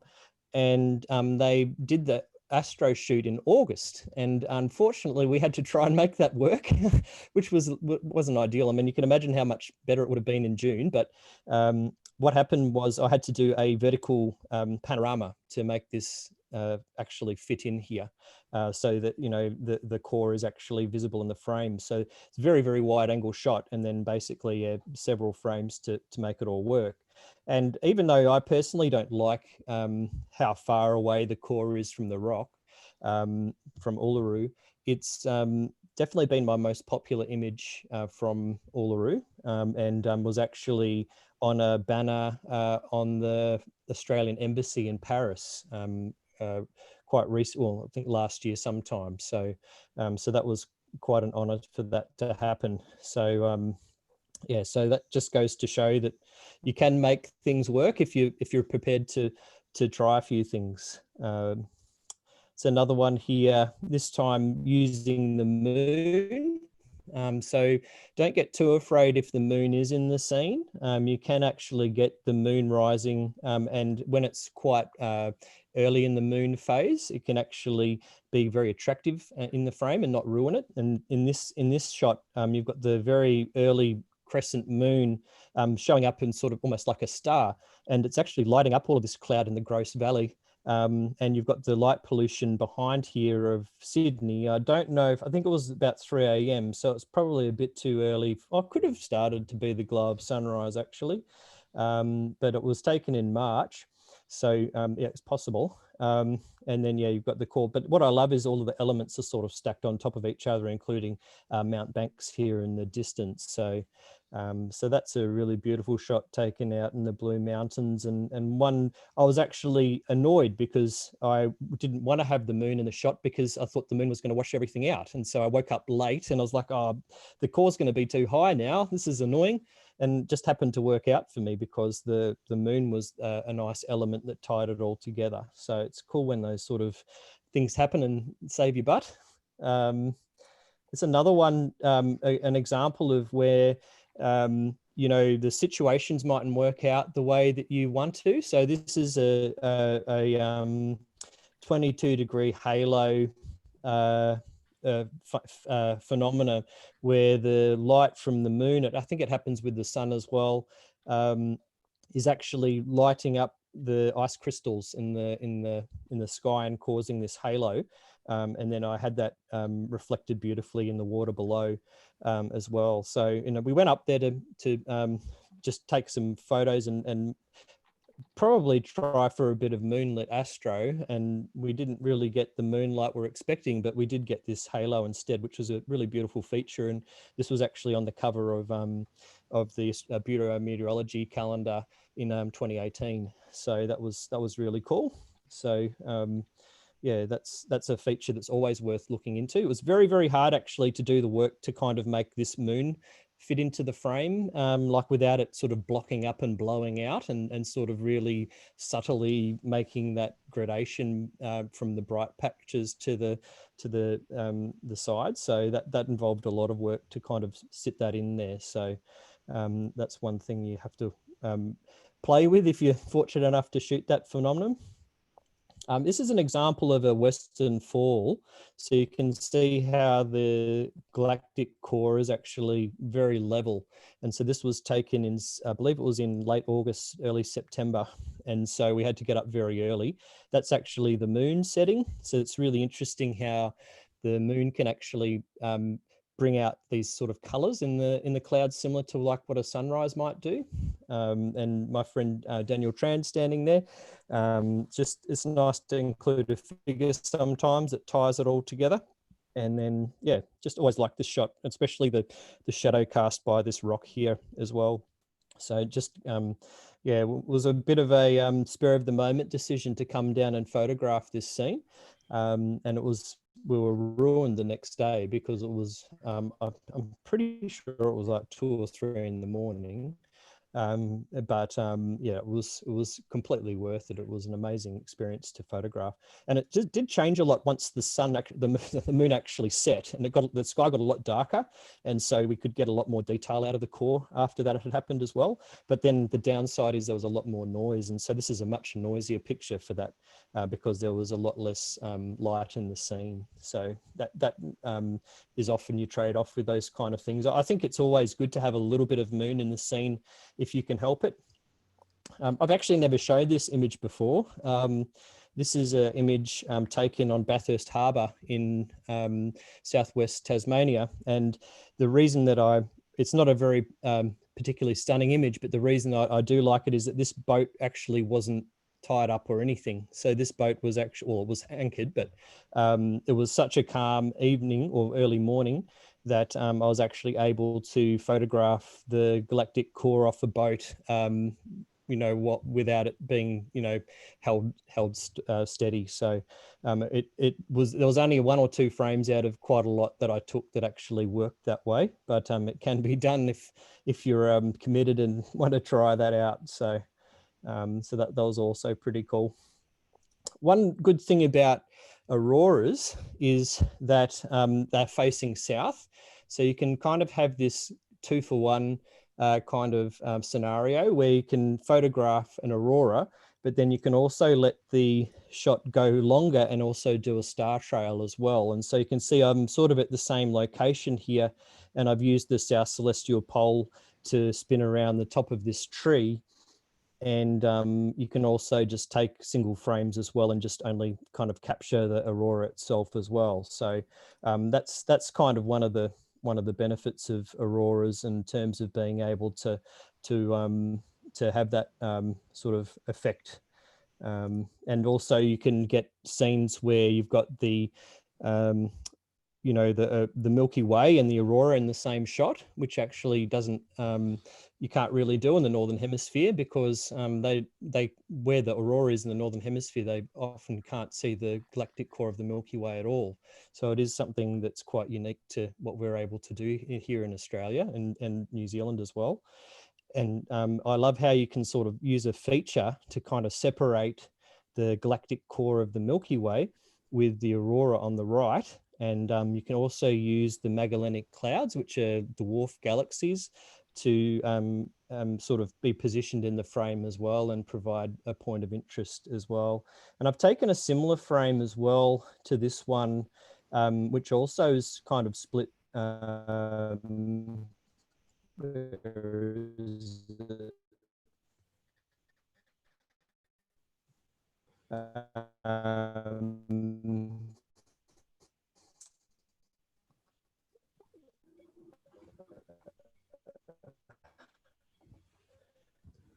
thought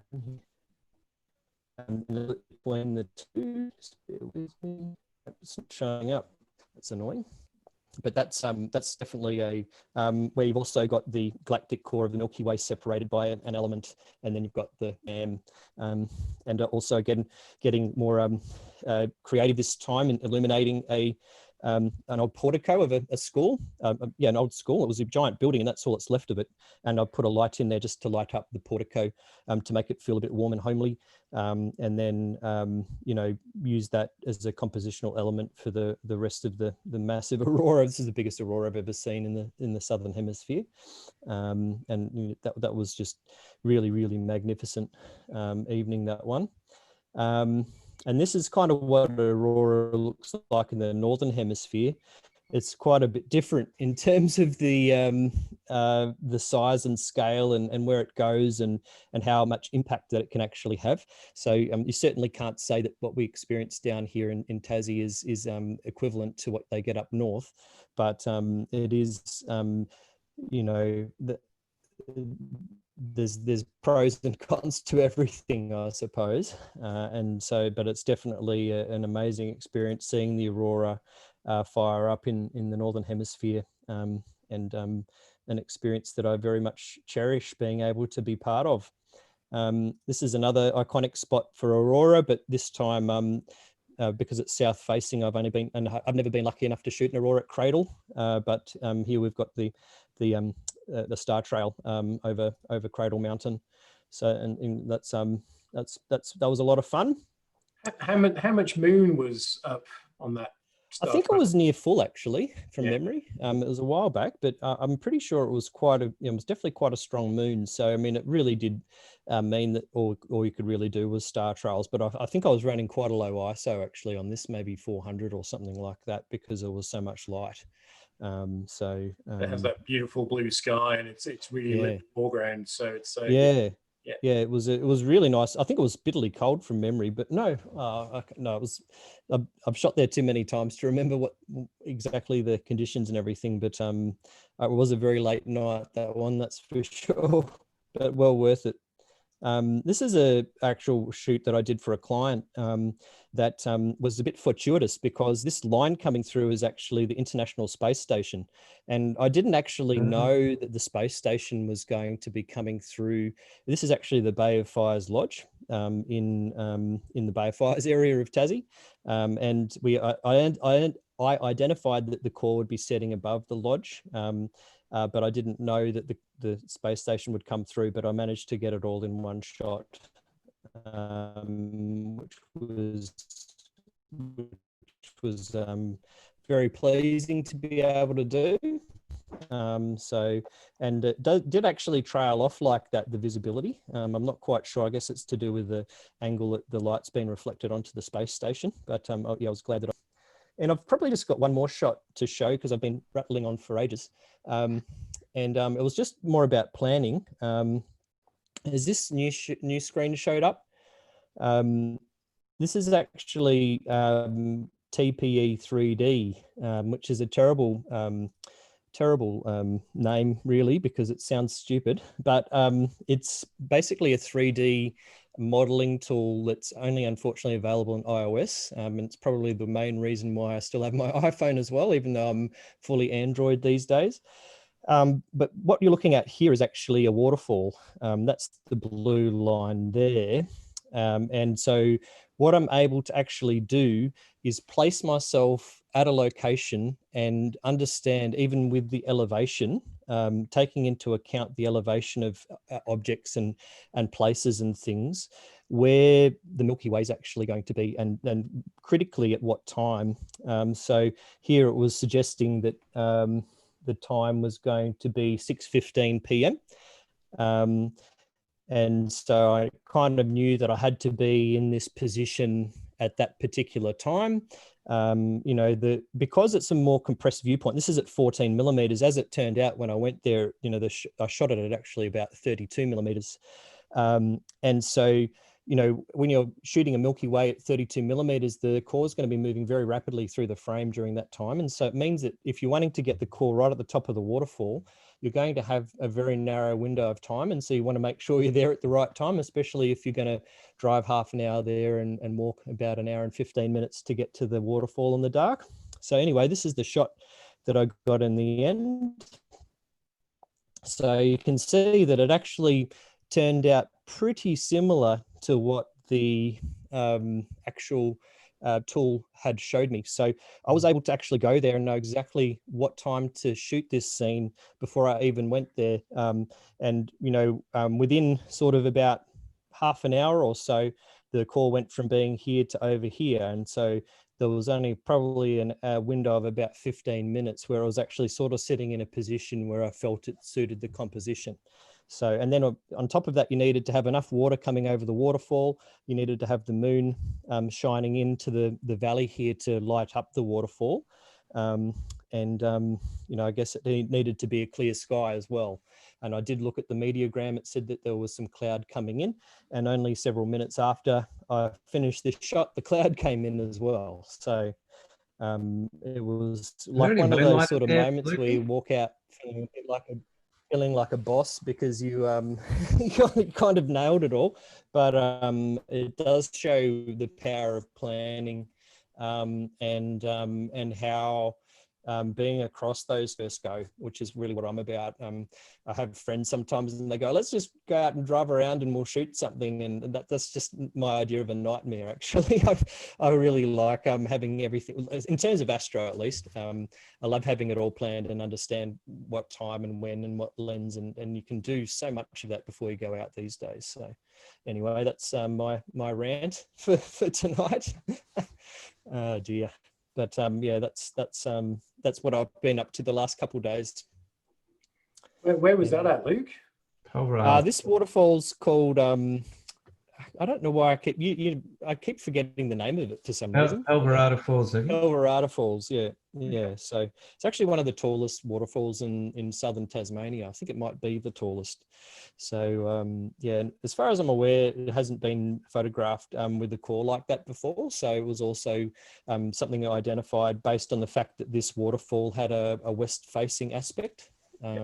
So that meant that if I was photographing towards it, I'd be looking east, and that means that the core would be behind it.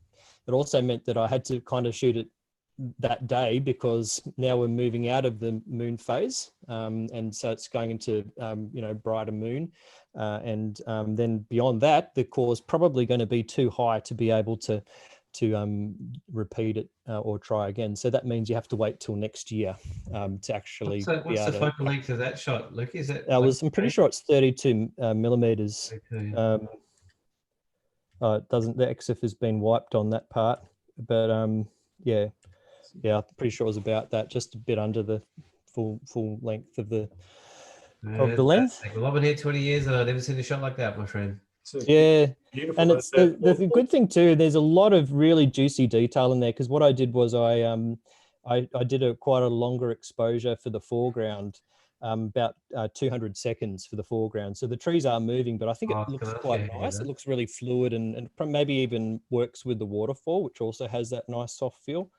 And then yeah, so that just sort of shows how you can tie all of the elements together in your planning to execute something. But it's really, really awesome when you can use a tool like TPE 3D and see it on a phone screen like that, and then take the shot and you go, oh man, all right, that's pretty close. So technology these days is amazing. Yeah, it's really amazing. So yeah, that's right, TPE 3D.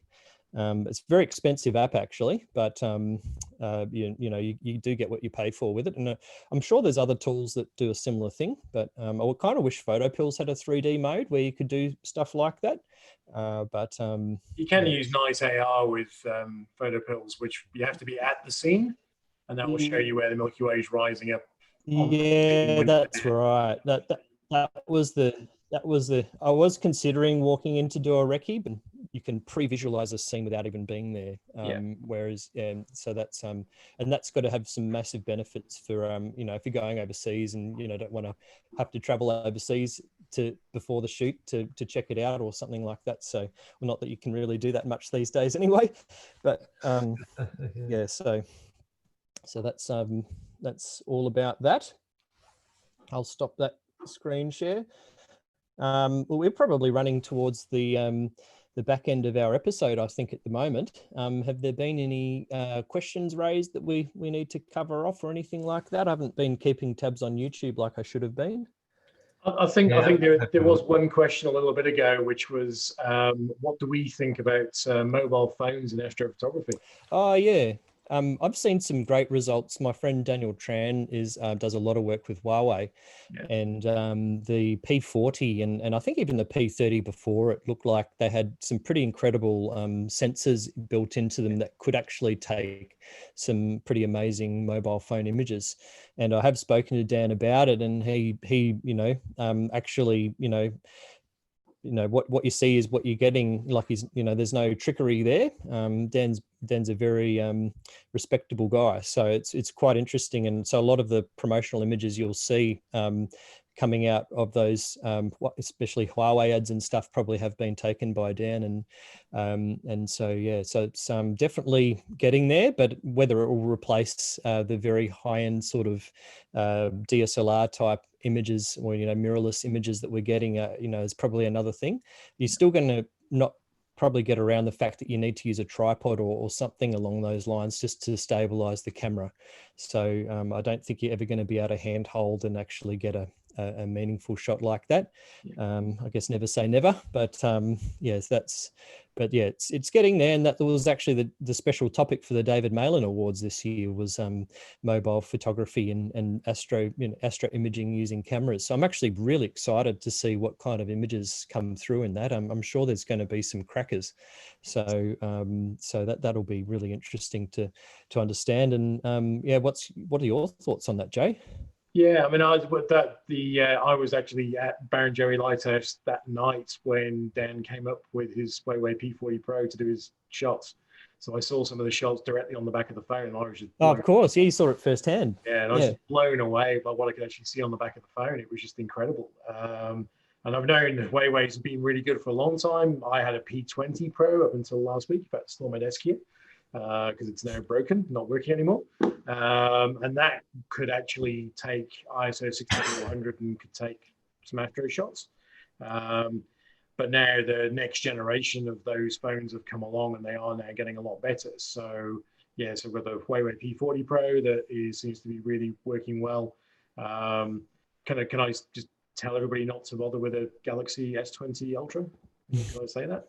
After this week's experience, anyway. We're not sponsored by Samsung, so yeah. hardest. And then even Oppo. So the phone I've ended up going with, Oppo Find X2 Pro, again has a night mode on it. It's looking pretty good, although it's not astro at the moment, so I can't try it out properly. But it seems to be working out quite well so far. So a lot of the phones will have a night mode, but it is software that's doing a lot of the work for you. It's not the sensor's good. The sensor's a lot larger. It's letting a lot more light in, but there's a lot of processing going on with the software in the background as well to help those come out. So it's definitely going to have to, because of the size of the sensor and just how much a surface area there is to actually pick up the light that is out there. The amount of noise that they're going to have to deal with, it must be astronomical, no pun intended. So I think, it's definitely, I hate to say the word gimmick, but it's a developing technology, I suppose, and whether it's going to overtake the likes of anything else is I still think very unlikely. But it's certainly fun to watch, and I can imagine kids getting out there with a tripod in their phone and capturing these amazing night images and having an amazing time, and that makes me feel pretty joyous to think of that. So if that's good enough, then that's good enough for me. So definitely. Tim Cooper was asking about light pollution filters. I don't know if you guys use them or think they're valuable. I have. Actually, I was going to switch to a slide. I might just share screen again. I had an example of what light pollution filters can actually help with. This is the screen here, and I mean, this is also it's a bit of a combination. Like I've used a light pollution filter, but I've also done post-processing as well. So you can't say that the whole effect has been caused just by the light pollution filter. But this is kind of like the before image, and it's probably similar to what you're going to see. You take an image. This is Parramatta Beach in Sydney, so there's a lot of where it is, but there's a lot there. And then this is actually the final image here. So you can see how it's sort of like being clarified. There's probably been a bit of a white balance adjustment to bring it back a bit to the blues as well. But the light pollution filter also does a lot to actually cut through that really sort of hazy, soft kind of look that you can see in the sky. And so I certainly found that was advantageous. The downside to light pollution filters are that they do have an impact on the amount of light that gets back into the camera. I think it's about 2/3 of a stop that you lose. So that's probably more ISO that you're going to have to push to get the same level of exposure, which is something to consider. But you know, and then it's something you just have to consider whether that that hit in the light is worth the benefit of the light pollution reduction. I believe that NISI have been running night workshops if you're based in Sydney, and where they actually hand out light pollution filters for you to try at certain locations. So that's definitely something to look into if you're looking at trying them. They used to also do that at Vivid when unfortunately wasn't running this year, but so that's worth looking into. I personally don't use them very much because I don't shoot very much in light polluted environments anymore. When I lived in the northern beaches of Sydney, my backyard was kind of light polluted, and so I used them a lot more. So it does depend a lot on your location. If there's no light pollution, obviously don't worry about it. Probably the only exception I can think of is when I photograph from Mount Wellington and I'm looking down onto the vast expanse of Hobart below. It does actually make a big difference. It really takes away that really orange glow that you get from the sodium vapor lights and other lights, and sort of cuts through it, and you can see the kind of true colors of those lights. So it certainly is has an effect. They're not gimmicks from that respect. They do have a function, but not but only for certain functions, I would say. Yeah, definitely worth having in your kit though. Yeah. You guys want to talk about the workshops you do and let people know how to access that? And if, I don't know how you're thinking of what's happening with COVID, but I'm sure people love to know, you know, where they can look that up and keep in touch when things do open up. Yeah, sadly for this year, everything's been closed off. So because obviously we would be, would have just got back from Uluru. Yeah, we would have just finished off at Uluru. Literally, I got featured by NT Australia yesterday with an aerial shot of Uluru, and you know, my comment was, I would have actually just been getting in the car to drive back from the territory if I'd been there according to plans. But I was meant to be in Kakadu this week. Yeah, so but the territory not opening its borders yet. So look, and again, we were supposed to have 2 more workshops this year. So we've got KPT Valley, which unfortunately as well has been cancelled because there's just no way of knowing what's going to happen prior to August, where the borders are going to reopen again. And then Bruny Island, which would be the last one in September. That's right, isn't it, Luke? That's the right way around. Yep, that's the right way around. I think Bruny's most likely not going to happen at this point as well. So it's just everything's still up in the air, unfortunately. But next year we'll be back, and I think you know, it's something that I very much enjoy doing is being able to show people how to capture images. And I know that Jay is very, very passionate about educating and you know, seeing people's faces when they can take these amazing astro shots is pretty priceless, actually. So what's the name of the website, guys? Astroworkshops.com. There you go. Well, you hit the money on that one, didn't you? There you go. So, and I mean, look out on if you're in and around Sydney or Sydney area, have a look on Sony Scene as well, because I'm running some single night events.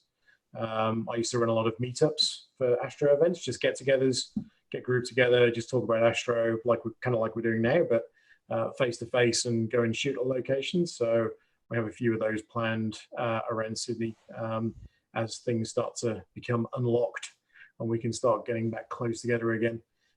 So have a look at Sony Scene. You'll hopefully see some of those events coming up as well. Brilliant. No, that's excellent. All right. Well, if we don't have any further questions, we might call it a night. Thanks so much, everybody, for joining us and for all your questions and your attention.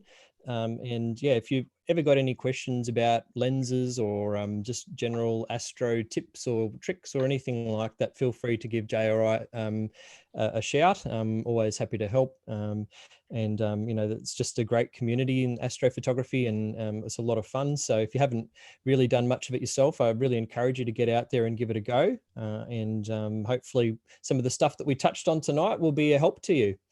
Thanks so much to you, Jay, for joining us tonight. It's been fantastic to see you again, and yeah, and good to see you back on that train doing the driving. So that's fantastic. Well, thanks, Luke Paul, for having me on board tonight. It's been great. Yeah, well, our pleasure, Jay. Our pleasure. Awesome. Well, I can't quite remember what's on our schedule for next week, Paul. But aerials, baby. oh, it's the okay, it's the biggie. Oh yeah, The biggie. super special. We've got Tom Putt coming back, Mika Boynton coming back, Scotty McCook coming back. We might have Tony Hewitt. He's trying to get out of something he has on at the moment, and we could have Christian Fletcher, and I've got a few other people in mind if he can't make it. So that's going to be a real. The last aerial special, we looked a lot at the aesthetics and the beauty of what we create through aerial photography. This one's all about getting under the hood and how you actually do it. You know, what are the pitfalls? What are the techniques? What are the settings? What are the planes? How you plan your trips? So just getting to the nitty gritty of actually making it happen. And we'll probably touch on a bit of more drone stuff from this one as well, too, probably. So that's going to be a big show. So Awesome. Next Wednesday night. No, I can't wait for that. Hopefully we get a bit of a chance to talk about drones as well. That'd be nice. All right. Well, look, thanks so much, everybody, for joining us. We'll see you again next week. And yeah, till next time. See you later. All right. See you, everyone. Thanks.